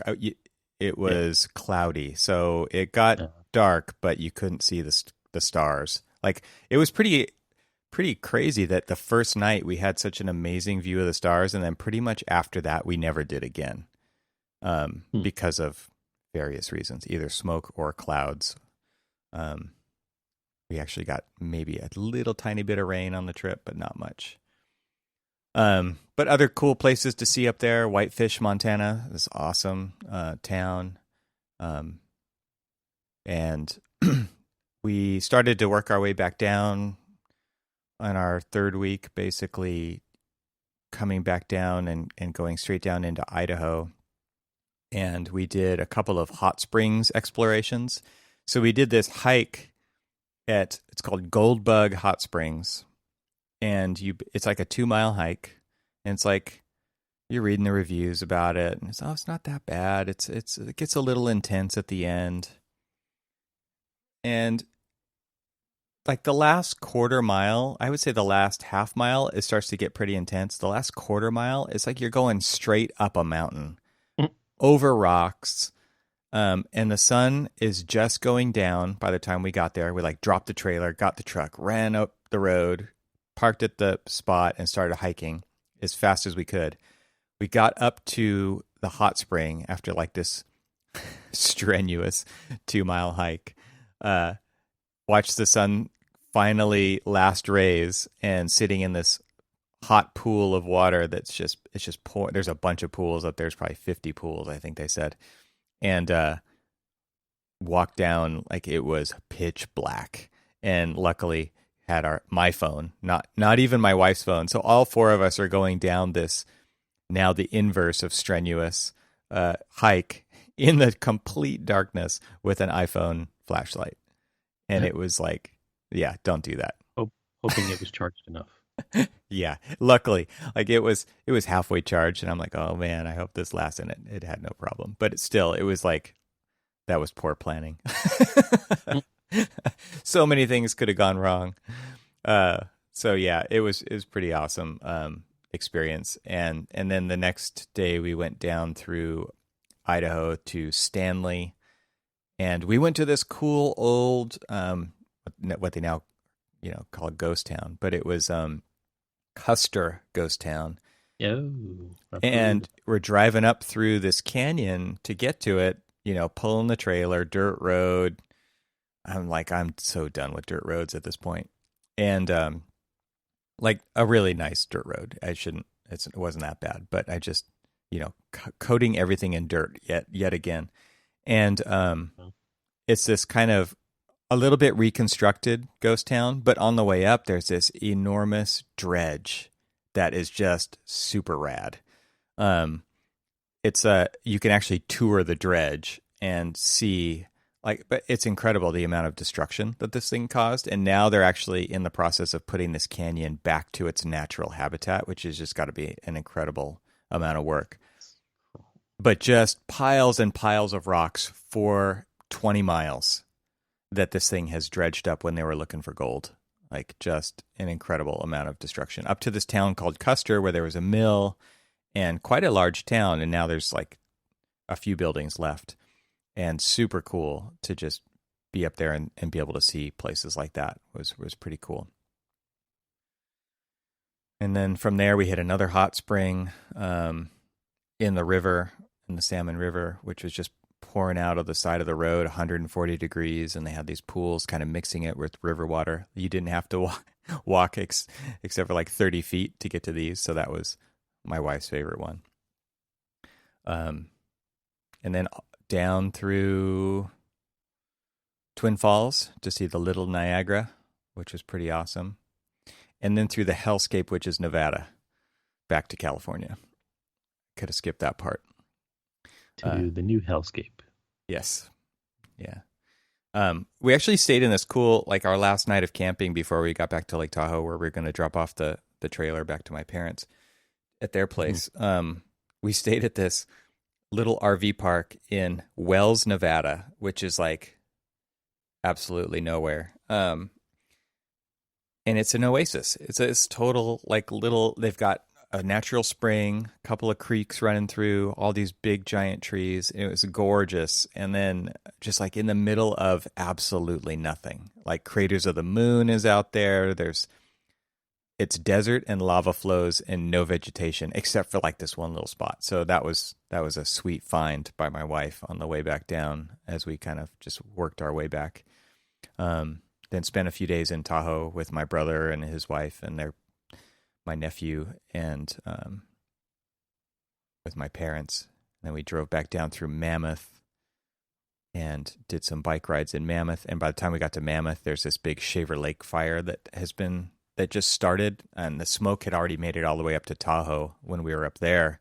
We got to Mammoth, and it just looked like Armageddon. It was just orange sky, like those pictures you were talking about of San Francisco, ash raining down, brutal, nasty.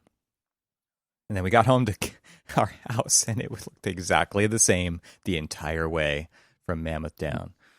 So the fires have just been brutal, so terrible.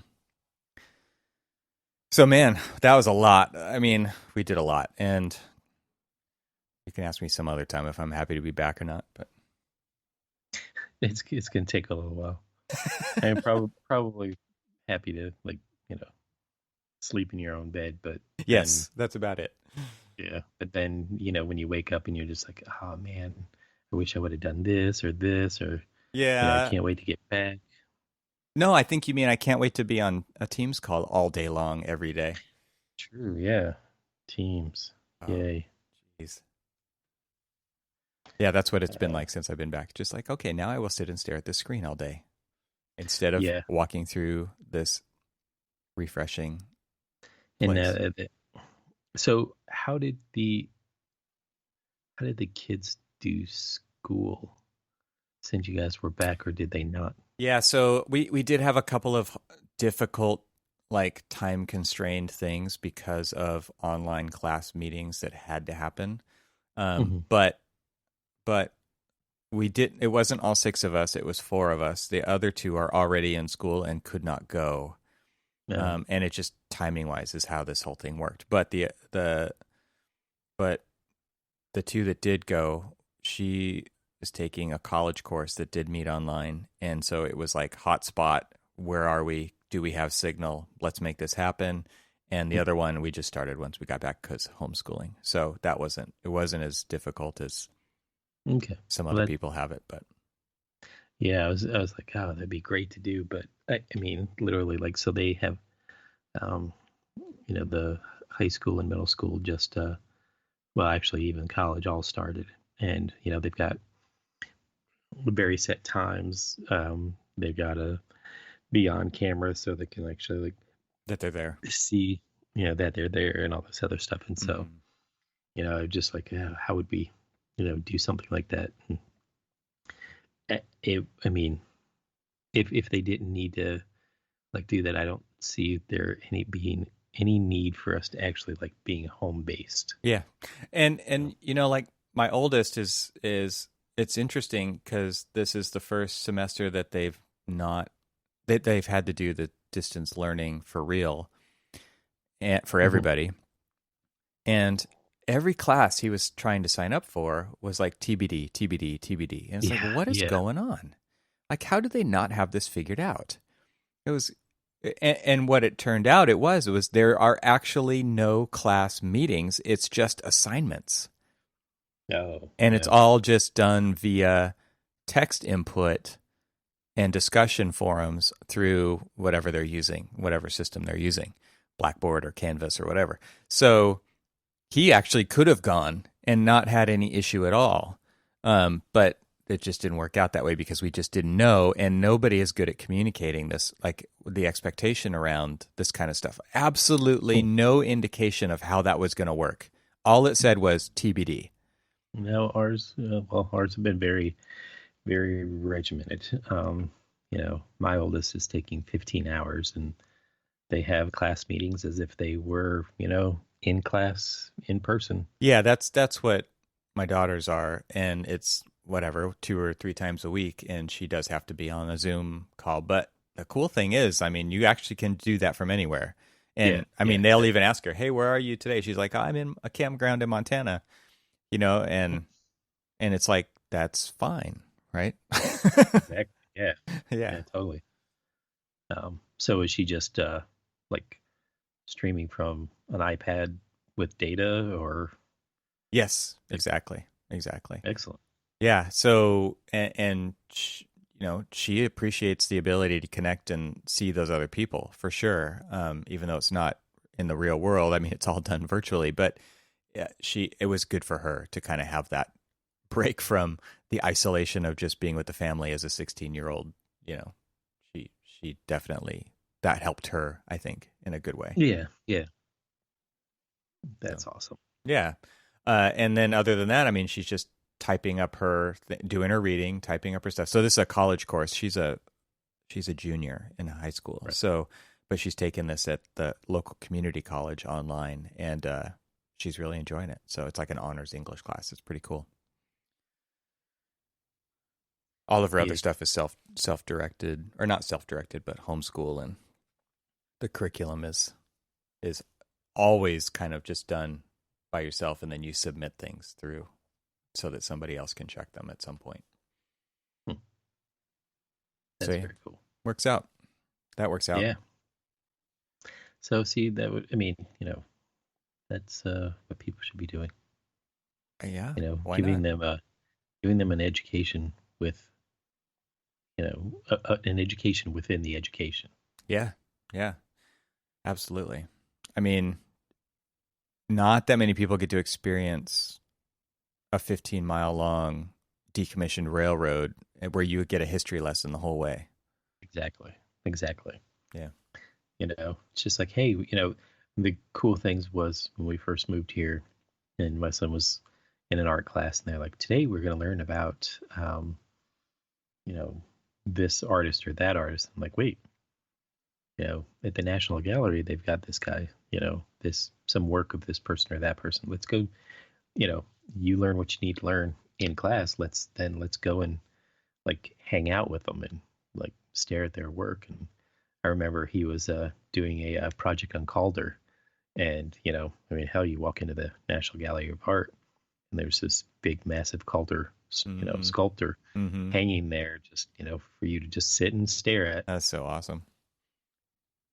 And so, like, things like that, it's like, hey, let's learn about. I mean, even when you're having fun and learning at the same time, those are the things. To me, those are the fun trips. Now they're like, I remember they used to get so taxed sometimes. Is this more history? Like, yes, it is more history. Man, that's boring. But check out the architecture that's holding it up. Exactly. It's just like, you look at like, the fun, cool scenery, and I'll look at the architecture, and then we'll both be happy. Yep. You could have a good conversation about it. One of the things that we did on the trip was total recommendation here is, Audible, right? Not a sponsor. Yeah. But we listened to we didn't get all the way through it, Jordan Peterson's 12 Rules for Life. And every chapter is a rule, and amazing discussions came after every single chapter because we just had a discussion about it, right? And it was like, just really, what's amazing to me is the rules are very simply stated, but there's so much depth behind each one, and why, and how this like applies evolutionarily as humans, and why this matters. And it's like how you should behave. It's how you should. There's so many things, right, in here that are very simply stated on the surface, but there's so much depth to it. And I personally love that depth to it, and he self narrates the book, so it's really well done. And when you're on a long road trip, I mean, it's seriously, one chapter will take 2.5 hours to listen to, and then you can have like a 30-minute discussion about it, or longer. And it's just, it was amazing. It was a really amazing educational experience to have as a family, and coming from different perspectives and asking questions and getting responses from the younger perspective in their insight is also really interesting. So I thought that was pretty cool. So I recommend that book, but I also just recommend the whole, on a road trip, doing the Audible thing is awesome. We did often. The last one when we were going up to Salem, not only did we do, which was a very short book, Sleepy Hollow, but then we were also the works of H.P. Lovecraft, listening to a little bit of horror stuff. Awesome. Yeah, that it was fun. So I mean, man, am I ready to go back to work? I am refreshed on some level, and on another level, it's just like this year has been so rough, right? That will I ever be? I just don't feel like I'm in the right mind ever. I feel like I'm constantly questioning myself, what I'm doing, where I live. Like, there's so many things like that. And I just wonder how many other people are feeling like that, because there's so much of our lives that has been turned upside down. It's like reanalyzing, questioning things constantly. There's so much movement. There's this website. I got to look it up. I have it on my phone here. But I thought it was pretty funny. It was transplant.to. And it's basically where people are moving to and from. It's this whole like almost infographic-y kind of website, but it's live data. And it shows basically how many people are moving into these big cities, how many people are moving out of these cities. If you're from LA, like where are most of the people from LA moving, where are the most people from New York moving? And it's, it's the big cities are the main, like where most of the movement is happening. Obviously, New York City, a lot of people moving out, but also a lot of people moving in. And so like there's these top 5 cities: LA, Seattle, New York, Chicago, Dallas, San Francisco. And it's just funny to see like this location swap, basically. There's a lot of people leaving New York to San Francisco. There's a lot of people from San Francisco going to New York. It's just like there's so much change happening right now. There's so much transplanting of people and ideas. And like we were up in Tahoe, I think my brother did a survey of his neighborhood, and it's a 400% increase in people. Because everyone from San Francisco, the whole Bay Area, has just moved up there because they already had vacation homes up there. And so now they're living there full time. And now people are driving 50 miles an hour down the street with his 3-year-old playing in the front yard. And he's just like, this sucks, right? So they're like the fabrics of our cities are completely changing, maybe temporarily, but maybe not. Whereas, like, you see a video from New York and the streets are empty and people are walking down the middle of the street. Yeah,